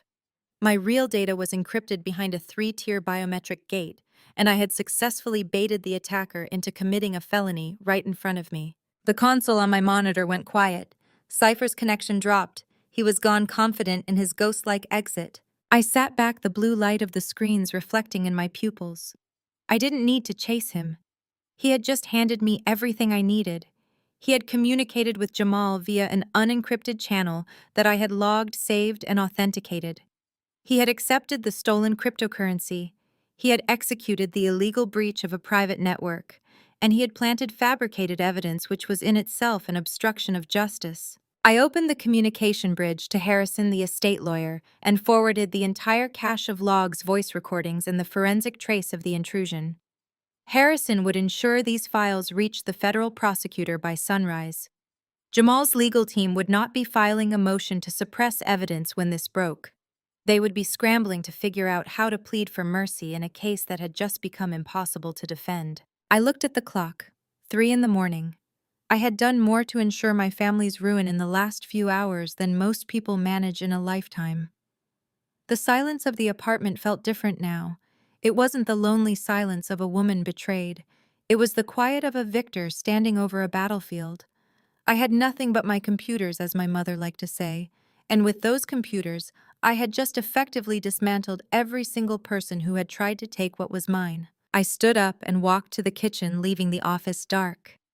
The red light of the server array in the corner blinked rhythmically, the only witness to my night of work. I poured a glass of water, watching the city lights of Portland shimmer in the distance. The feds would be at Jamal's apartment by breakfast. They would have the IP address, the hacker's alias, the verified transactions, and the irrefutable evidence of a coordinated attempt to sabotage a federal criminal investigation. My phone, resting off the kitchen counter, vibrated. It was a text from Jamal sent just seconds ago. He was waiting for the word that I had been locked out, that his crime was officially invisible. I did not look at the text. I didn't need to read his anticipation. I knew the look on his face when he would eventually see the flashing blue and red lights of a federal tactical team surrounding his building. I turned off the kitchen light and walked to the window. The world was still waiting for the morning news to break. By tomorrow, the narrative wouldn't just be about embezzlement anymore.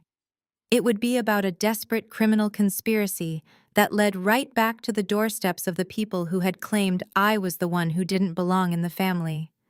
They had played their hand, they had bet everything on an illegal gamble, and now they were going to lose it all. I finished the water, the glass cool in my hand, and allowed myself the luxury of a long, undisturbed night of sleep. When I woke up, the old life I had once been forced to defend would be nothing more than a memory burned away by the very fire they had tried to set for me. The future was not something I had to wait for. I was currently writing it in lines of clean, perfect code. The payload I had delivered was not a virus in the traditional sense. It was a digital parasite that I had spent the better part of a year refining. As soon as Cypher initiated the final wipe on his command and control server, he was unknowingly executing the activation sequence for my Trojan. It bypassed every rudimentary firewall and antivirus suite Jamal had purchased in his panic. My script was elegant, parasitic, and completely silent.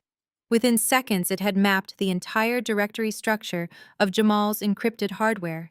It didn't just take the logs, it initiated a real-time low-latency clone of every byte on his drive. I watched the data stream back to me on my primary monitor. It was a digital autopsy of my brother-in-law's entire criminal enterprise. I saw the spreadsheets detailing the systematic siphoning of the trust fund, the encrypted text messages between Jamal and his overseas money laundering contacts, and the disturbing narcissistic notes he had been keeping about his plans to implicate me. It was all there, the blueprint for his greed, the documentation of his betrayal, and the proof of his absolute desperation. As the cloning progressed, the second phase of my Trojan engaged. It opened a secure, hidden tunnel directly to the private email server of the lead federal prosecutor who had been assigned to the embezzlement case. With every byte that copied to my drive, a duplicate was pushed to the authorities. By the time Cypher had finished his deletion and severed the connection, the FBI already had a pristine, authenticated mirror of Jamal's entire life. I hadn't just beaten him, I had essentially gifted the federal government a confession wrapped in a bow. I closed the connection and initiated a hard wipe of my honeypot, leaving nothing behind but the digital equivalent of a smoking gun. The silence in my office felt heavier, now charged with the finality of what I had just unleashed. I stood up and walked to the kitchen, the moonlight filtering through the blinds. I didn't feel the erratic rush of panic or the need for constant, frantic repetition. The mantra, "You have no husband, you have no children, you have nothing but your computers," suddenly felt obsolete. I had my computers, yes, but I also had leverage, I had justice, and I had a future that I had actively wrested back from the wreckage they tried to bury me in. I was pouring a fresh cup of coffee when my phone buzzed against the marble countertop. I didn't even have to look at the screen to know who it was. The vibration was short, sharp, and aggressive. I picked it up. A notification from Richard, the primary architect of my family's social facade. The email was short, formal, and devoid of the usual condescending warmth he employed when he needed something from me. Subject: settlement mediation regarding family estate assets. Alyssa, the current legal situation has become untenable for the entire family. Richard and Patricia agree that further litigation serves no one and only depletes the trust assets we are all fighting to preserve. We have secured a high-end firm in the city center for a formal mediation meeting this coming Friday at 10 in the morning. We require your presence to resolve this dispute definitively. Please confirm receipt. I read the message twice, a grim, humorless smile touching my lips. Richard thought he was offering me a way out, a way for me to gracefully fold my hand and accept a smaller piece of the pie to avoid the mounting legal costs. He clearly believed that if they put me in a room with a prestigious, expensive mediator, they could intimidate me into silence or force a settlement that would save Jamal's neck. He didn't know that the floorboards beneath him were already gone. He didn't know that the very firm he was hiring for this mediation was likely already processing the documents the FBI had just received or would receive by morning. I tapped a quick reply on my phone. I accept. I will be there at 10. Sending the confirmation felt like the final move in a game of chess I had been playing for months. They wanted a room. They wanted a mediator. They wanted a settlement. I would give them exactly that. I would walk into that high-end law office, sit across from the people who had conspired to destroy me, and I would watch them realize one by one that they had absolutely nothing left to negotiate with. I left the office dark and headed for the bedroom. The adrenaline had finally begun to fade, replaced by a calm, calculated anticipation. I had spent so much of my life being the serious one, the one who was ignored, the one who was sold out for a quick cash grab, the one they thought they could crush without consequence. The person who walked into that law firm on Friday wouldn't be that woman. She would be the woman who held their fate in a series of encrypted files. The woman who had turned their own malice into the very evidence that would ensure they were never, ever invited to my table again. I lay down in bed staring at the ceiling, thinking of the look on my mother's face when she would finally understand that her useless daughter hadn't just built a successful business. She had dismantled their empire from the inside out. It was going to be the most productive Friday of my life. I closed my eyes. The morning would come soon enough, and with it the final inevitable collapse of the house of cards they had built on my grandfather's foundation. The cycle of betrayal was coming to an end. It wasn't about the money anymore. It was about the silence. It was about the look in their eyes when they realized they couldn't control the outcome. And as sleep finally claimed me, I knew that when the sun rose, it would be the first day of the rest of my life, a life where no one, not my brother, my parents, or their desperate failing proxies, would ever be able to call me a failure again. I had the logs, I had the truth, and on Friday, I would have the final word. I did not flinch. I looked down at the thick legal document Kensington had pushed toward me, the waiver of prosecution sitting like a loaded gun next to my mother's pathetic manila envelope. My mother stood there with her chest heaving, waiting for me to break, waiting for the terrified 16-year-old girl to resurface and surrender. I ignored the paper entirely. I reached into my blazer pocket and pulled out a sleek silver USB drive. The metal was heavy and cold against my skin. I placed it gently onto the center of the polished glass table.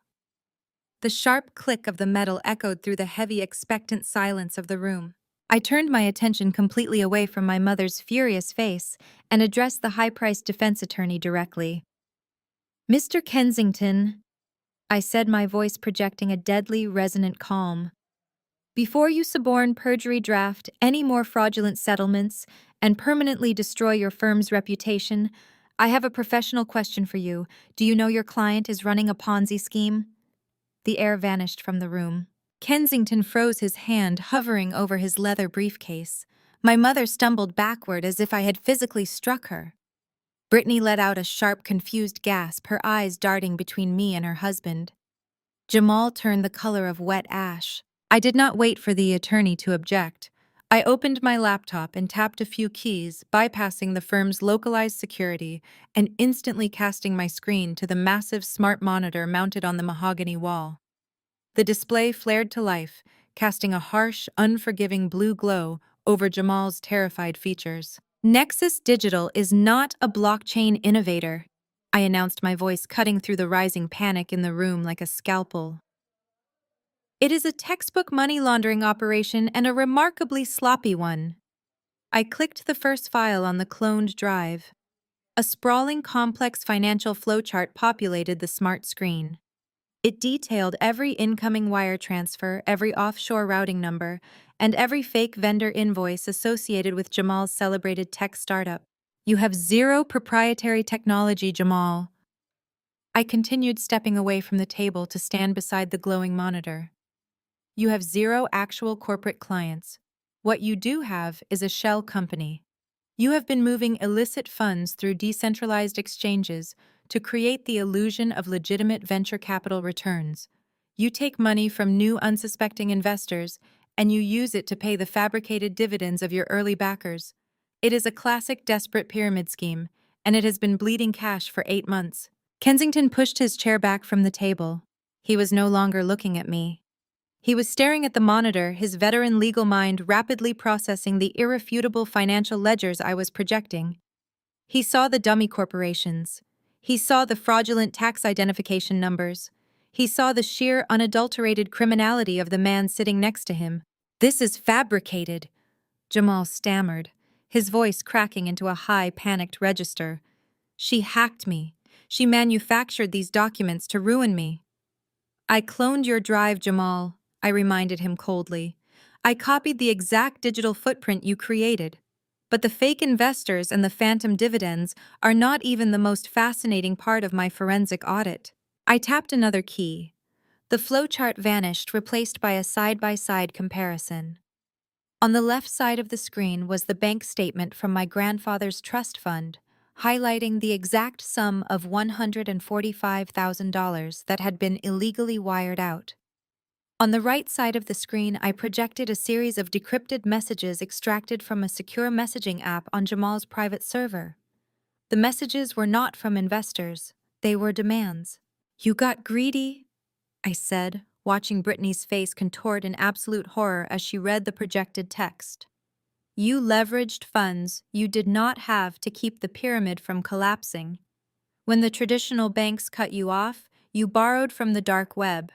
You borrowed from violent, unregulated loan sharks who do not care about your designer suits or your country club membership." I highlighted a specific message received 3 days before the money vanished from the trust. It detailed exactly what would happen to Jamal's kneecaps and explicitly mentioned knowing where Brittany worked if the massive debt was not settled by the end of the week. "You didn't steal my inheritance to fund a lavish lifestyle," I stated, my voice dropping to a lethal, echoing whisper. "You stole it because you were terrified. The $145,000 was a panic payment. You drained my grandfather's legacy to keep violent criminals from showing up at your front door." "Jamal!" Brittany shrieked, surging to her feet. She shoved her chair away so hard it toppled over, crashing against the mahogany paneling. "Is this true? Tell me she is lying. Tell me you did not put me in danger for your stupid fake company." Jamal shrank into his seat, covering his face with his trembling hands.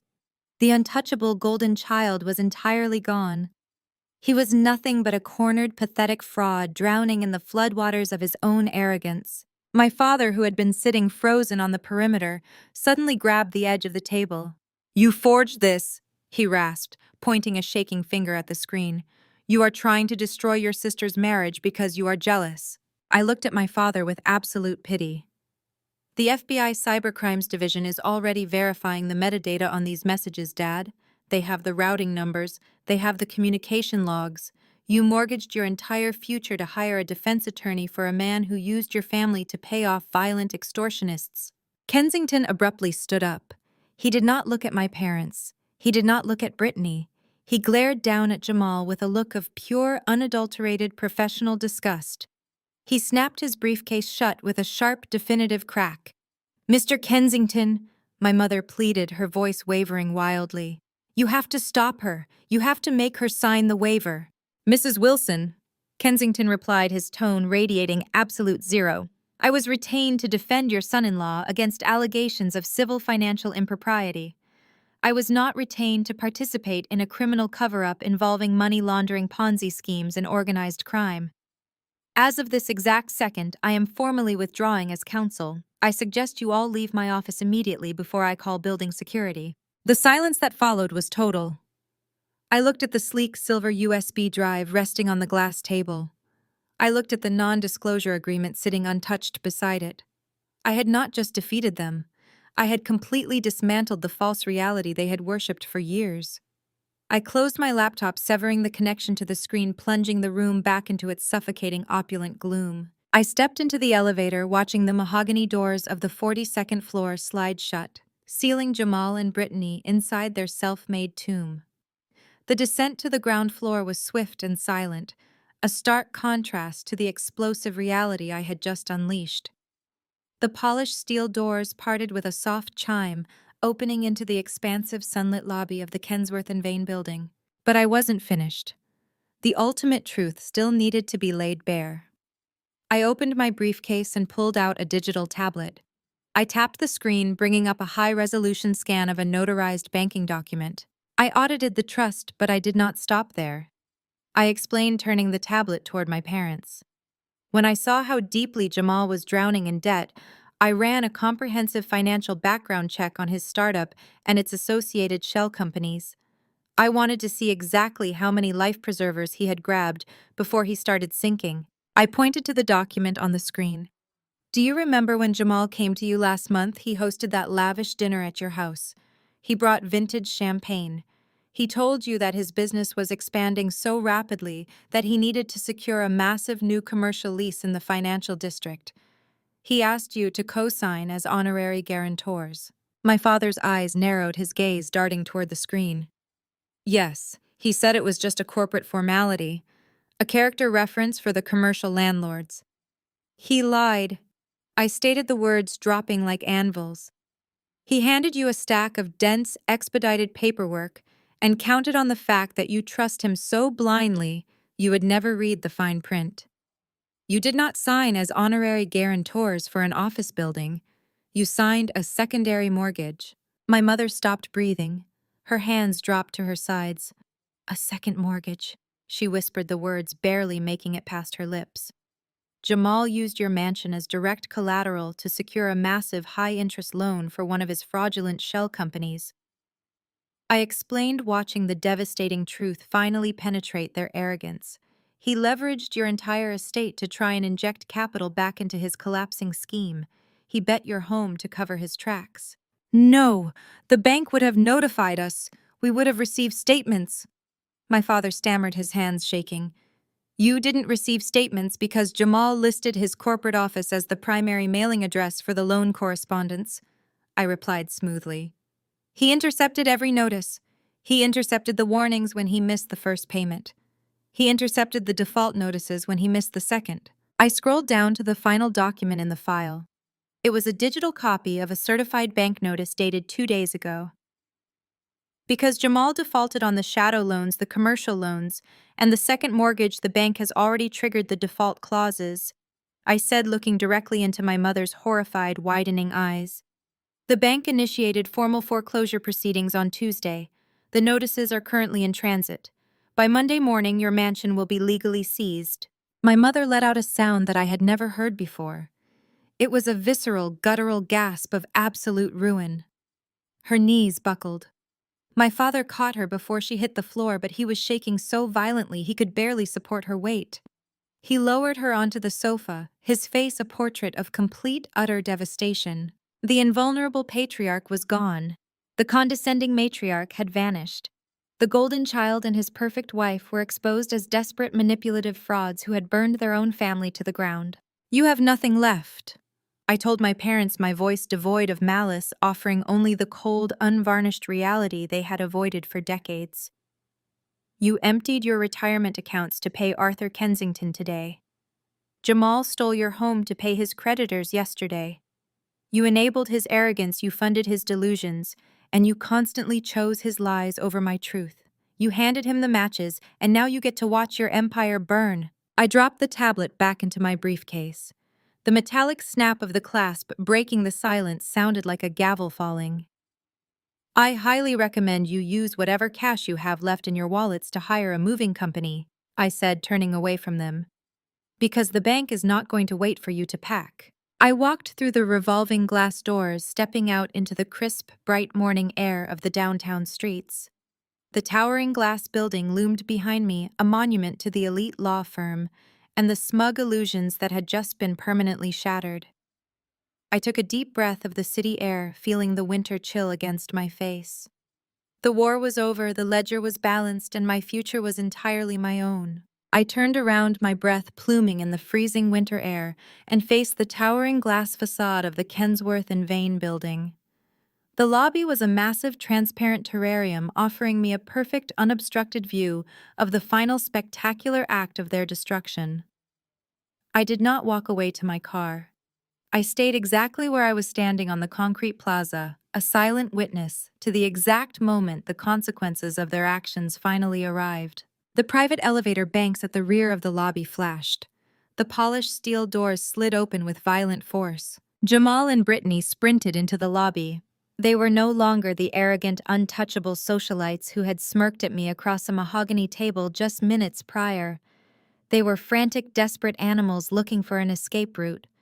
Jamal's custom-tailored suit looked disheveled, his silk tie pulled loose, his eyes wide and darting wildly around the cavernous space. Brittany was struggling to run in her expensive heels, her face streaked with ruined makeup. her pristine silk dress clinging to her sweating frame. Right behind them, stumbling out of the elevator, were my parents. The realization of what I had just told them upstairs had fully paralyzed their cognitive functions. My mother, Patricia, grasped her chest, her fingers clawing at the expensive fabric of her designer coat. She was hyperventilating, her mouth opening and closing as she gasped for air that did not seem to reach her lungs. Her entire world, the sprawling mansion, the country club memberships, the carefully curated social standing she had worshipped her entire life, was currently burning to ash in her mind. My father was physically holding her up, his face a mask of absolute hollow terror. He stared at Jamal, not with the unconditional adoration of a proud father-in-law, but with the dawning horror of a man looking at the architect of his total financial ruin. A second elevator chimed and Arthur Kensington marched into the lobby. The bulldog defense attorney was pale, his face completely drained of its usual ruddy, aggressive color. He was furious, practically vibrating with pure professional rage. He had built his reputation on meticulously crafted, legally airtight defenses, and Jamal had just turned him into an unwitting accomplice to a federal cover-up. Kensington strode across the marble floor, completely ignoring the stares of the receptionists and passing corporate executives. He intercepted Jamal mere feet from the revolving doors. Even through the thick, soundproof glass, I could read the absolute fury in Kensington's posture. He shoved a printed document directly into Jamal's chest. His voice must have echoed off the marble walls because every single person in the lobby stopped and turned to stare.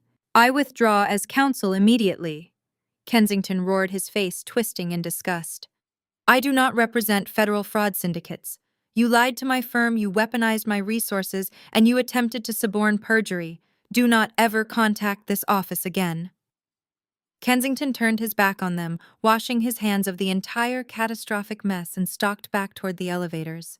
Jamal dropped the paper. He looked at the revolving doors. He looked out through the glass and saw me standing on the plaza. He froze. The realization that there was nowhere left to run finally settled over him. He took one hesitant step toward the exit. Before his foot could touch the ground, the street around me erupted. The sharp, deafening screech of tires tore through the quiet morning. 5 unmarked black SUVs jumped the curb, swerving onto the plaza and blocking every possible exit from the building. The heavy doors flew open before the vehicles even came to a complete halt. Heavily armed federal agents poured out their tactical vests, emblazoned with the bold yellow letters of the FBI and the IRS Criminal Investigation Division. They swarmed the entrance. They shoved past me, moving with terrifying practiced efficiency. They shattered the quiet elegance of the corporate lobby, flooding the space like a tidal wave of inescapable justice. "Federal agents, nobody move. Keep your hands where we can see them." The command boomed through the lobby, echoing off the glass and marble. Jamal panicked. Instinct took over, overriding whatever shredded logic remained in his brain. He lunged toward a side corridor, desperately hoping to find a service exit or a maintenance stairwell. He made it exactly 3 steps. 2 heavily armored FBI agents tackled him simultaneously. The impact was violent and immediate. Jamal was lifted off his feet and slammed down onto a thick, glass-topped reception table in the center of the lobby. The heavy glass groaned under the sudden weight, cracking into a massive spiderweb of fractures. Jamal's face was pressed hard against the splintering surface, his arms wrenched roughly behind his back. The cold, metallic snap of handcuffs echoed sharply, a definitive period at the end of his criminal sentence. "Jamal Vance, you are under arrest for wire fraud, money laundering, and obstruction of justice," an agent barked, hauling him to his feet. A few feet away, Brittany began to scream. It was a high, piercing sound of absolute entitlement. She threw her hands in the air, backing away from the arresting officers, pointing frantically at her husband. "I didn't do anything!" Brittany shrieked, playing the desperate, innocent victim card she had perfected her entire life. "I didn't know. I am just his wife. He handled all the money. You cannot arrest me. I have nothing to do with his business." A female IRS investigator stepped forward, her expression completely immune to Brittany's hysterical performance. She pulled a printed dossier from her tactical vest. "Brittany Vance, The investigator stated, her voice devoid of any sympathy. "We have the forensic accounting logs. We have the routing numbers. We know exactly how the stolen funds were washed." Brittany froze, her fake tears drying instantly. "What? You did not just spend the money," the investigator continued, advancing on her. "You actively laundered it. We traced over $2 million of defrauded investor capital directly into the LLCs registered under your lifestyle influencer brand. You generated fake sponsorships, fabricated brand deals, and processed fraudulent consulting fees to clean the dark web loans your husband secured. You are not a bystander. You are a primary co-conspirator." The investigator grabbed Brittany's wrist, twisting her arm behind her back. "You are under arrest for conspiracy to commit money laundering and federal tax evasion. You have the right to remain silent." Brittany let out a guttural wail as the steel cuffs locked around her wrists. The delicate cream-colored silk of her designer dress ripped at the shoulder as she thrashed against the agents. The smug illusion was entirely gone. The untouchable golden girl was being dragged through the lobby of the most prestigious building in the city. Her reputation permanently destroyed, her crimes laid bare for the world to see. My parents watched the entire scene unfold from the leather sofa. They were completely paralyzed. My mother was clutching her chest, her breathing shallow and ragged, her eyes wide with unblinking horror as she watched her favorite daughter and her golden son-in-law being marched out the doors in chains. My father sat beside her, staring at the floor, a broken, empty shell of a man who had traded his integrity for a mirage of wealth that had just evaporated into nothing. They had sacrificed their home, their retirement, and their honor to protect a lie. Now they were left sitting in the ruins of their own making. The federal agents hauled Jamal and Brittany through the revolving doors, pushing them out onto the plaza. They walked right past me. Jamal refused to look up. His head was bowed, his shoulders slumped in absolute defeat. Brittany was still sobbing, her makeup smeared across her face, completely unrecognizable from the woman who had smirked at me just an hour earlier. They were shoved into the back of separate federal vehicles. The heavy doors slammed shut, trapping them inside. I stood on the plaza, feeling the cold wind brush against my face.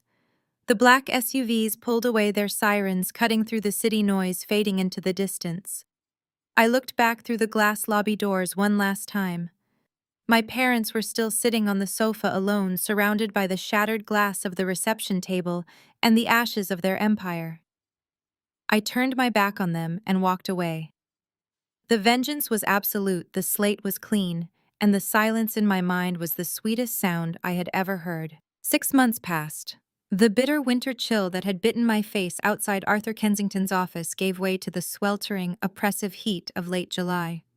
I sat in the polished wooden pews of the gallery inside the Federal District Courthouse, the heavy air conditioning humming a steady, clinical rhythm against the high ceilings.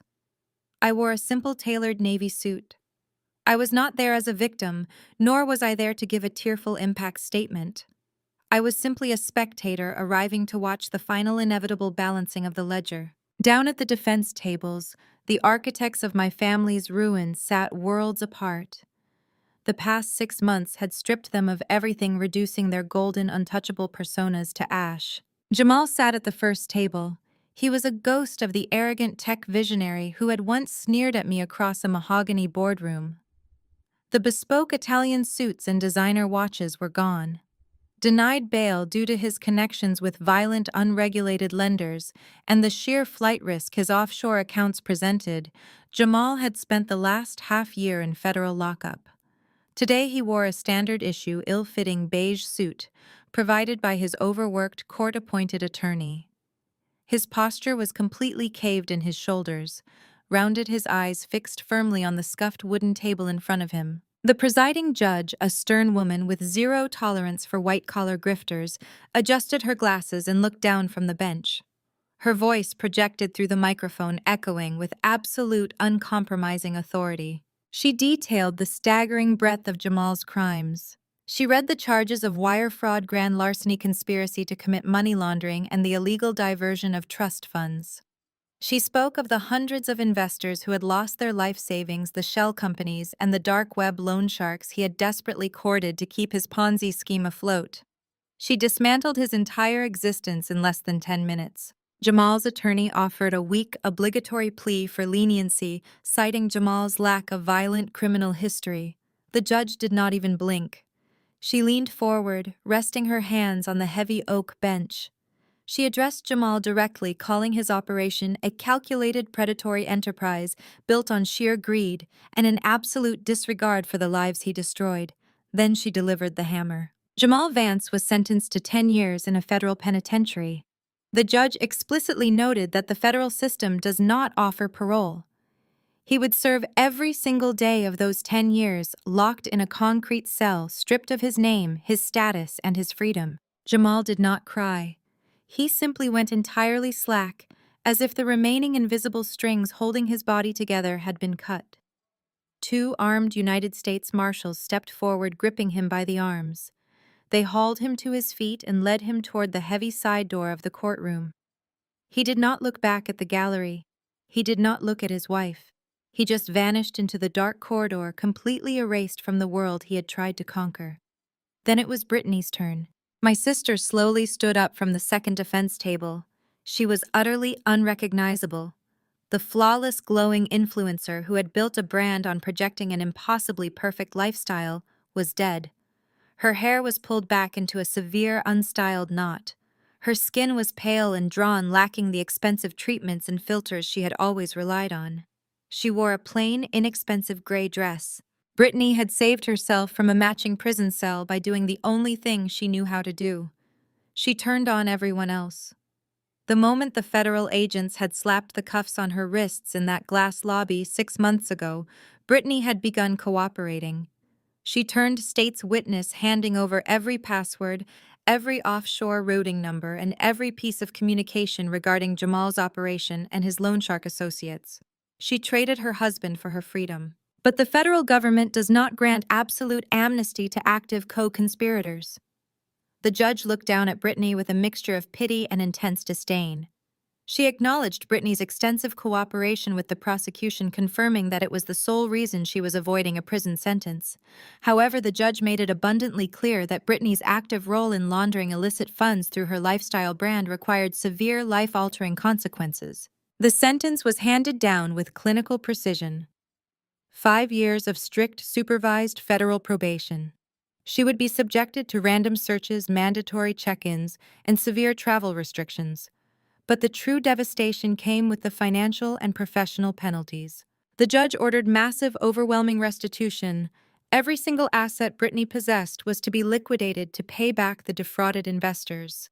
The luxury cars, the designer wardrobes, the jewelry, the frozen bank accounts, everything was permanently seized. She was left with absolutely nothing.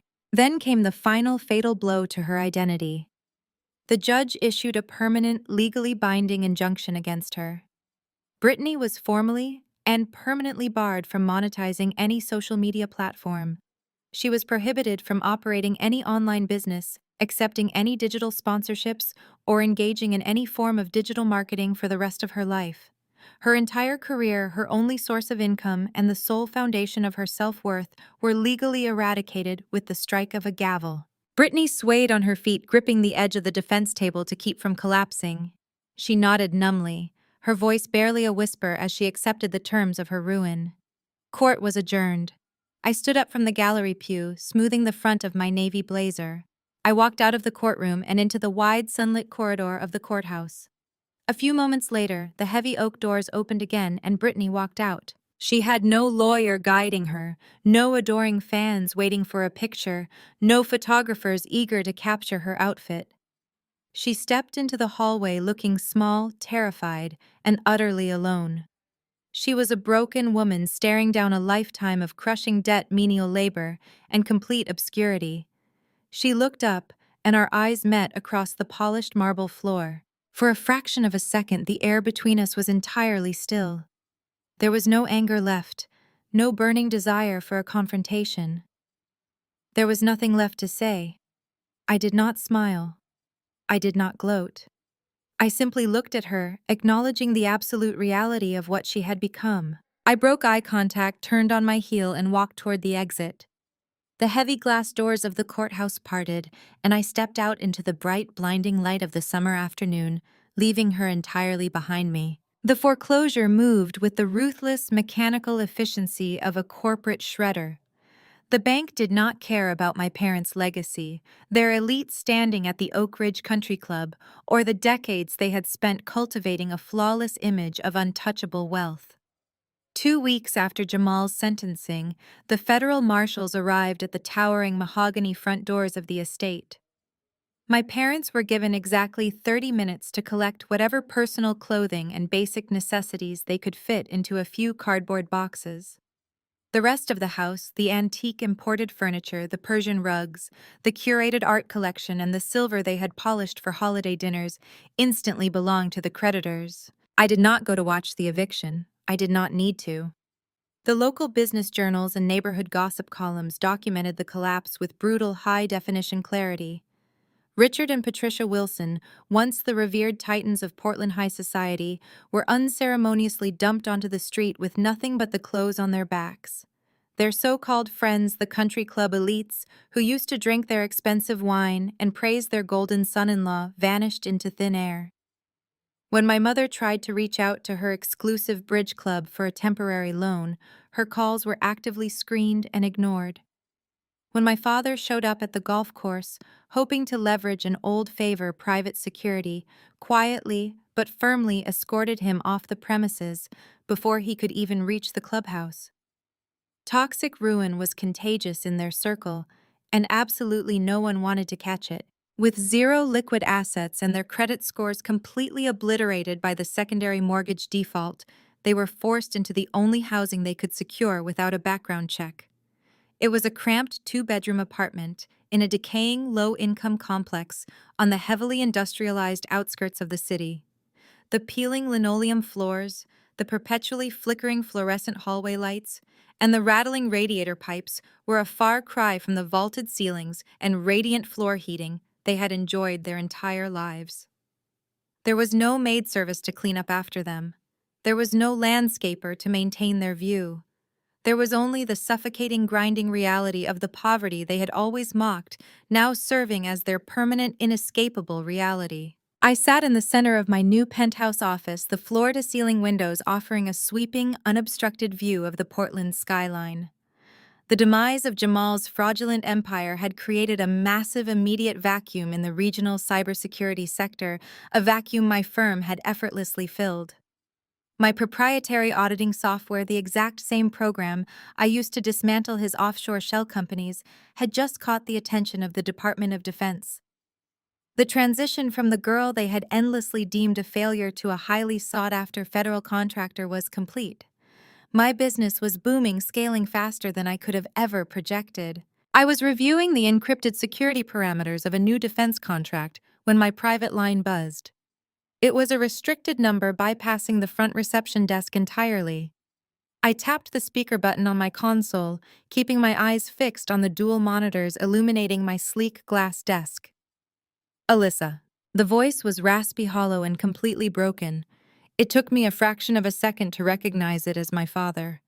He sounded like he had aged 20 years in the span of 6 months.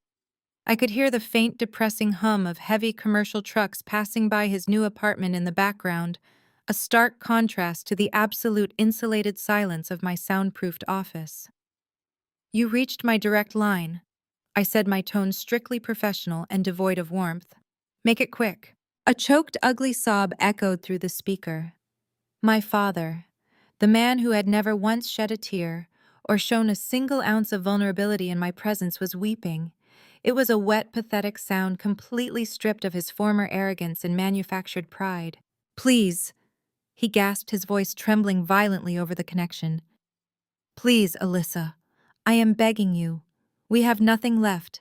The apartment is freezing. Your mother is sick. She cannot afford her prescriptions out of pocket. We cannot afford groceries for the week. The building shut the heat off yesterday."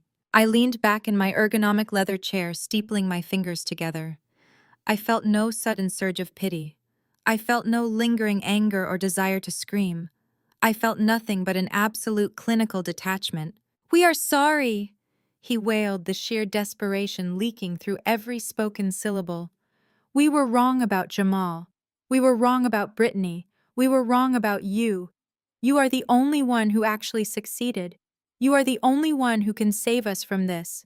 I know you have full access to your grandfather's trust now. Just a tiny allowance. $1,000 a month, 500. Anything. Please just help us survive." His apologies were entirely meaningless. They were not born of genuine remorse or a sudden miraculous realization of his lifetime of cruelty. They were born of hunger cold and the sheer terror of facing consequences. If Jamal had somehow gotten away with the money and framed me, my father would still be sitting in his mansion, happily watching me burn in a federal courtroom. I looked at the glowing screens of my monitors. I thought about the years I spent scraping by in a tiny, unheated apartment, working 60-hour weeks, eating cheap noodles, and begging for a fraction of their emotional and financial support. I thought about the day I asked for a small loan to fund my startup, and the exact words they had used to dismiss me while handing Jamal the keys to my inheritance. "I hear what you are saying, Richard," I said, keeping my voice perfectly level. "So you will help us," he cried, a pathetic, desperate note of hope piercing through his heavy tears. "You will send something." "No," I replied smoothly. "Because as you both explicitly told me when I was struggling in my 20s, handing out money does not solve the root of the problem." "Alyssa, please, this is different. We are old. We cannot. You need to learn independence at some point," I said, repeating the exact phrase he had used to crush my dreams a decade ago, reciting it with perfect, chilling accuracy. "It builds character. Best of luck." "Alyssa? No." "Wait, please." I reached forward and tapped the glowing red icon on the console. The line went dead, severing the connection with a sharp, definitive click. I immediately accessed the telecom settings on my desktop and permanently blocked the number. I blocked the entire area code associated with that decaying neighborhood just to be absolutely thorough. The silence returned to my office, thick, luxurious, and completely unbroken. I exhaled a slow, steady breath. The final tie was severed. The ledger was not just balanced, it was closed forever. I picked up my stylus, turned my attention back to the glowing monitors, and opened the multi-million-dollar federal contract waiting for my signature.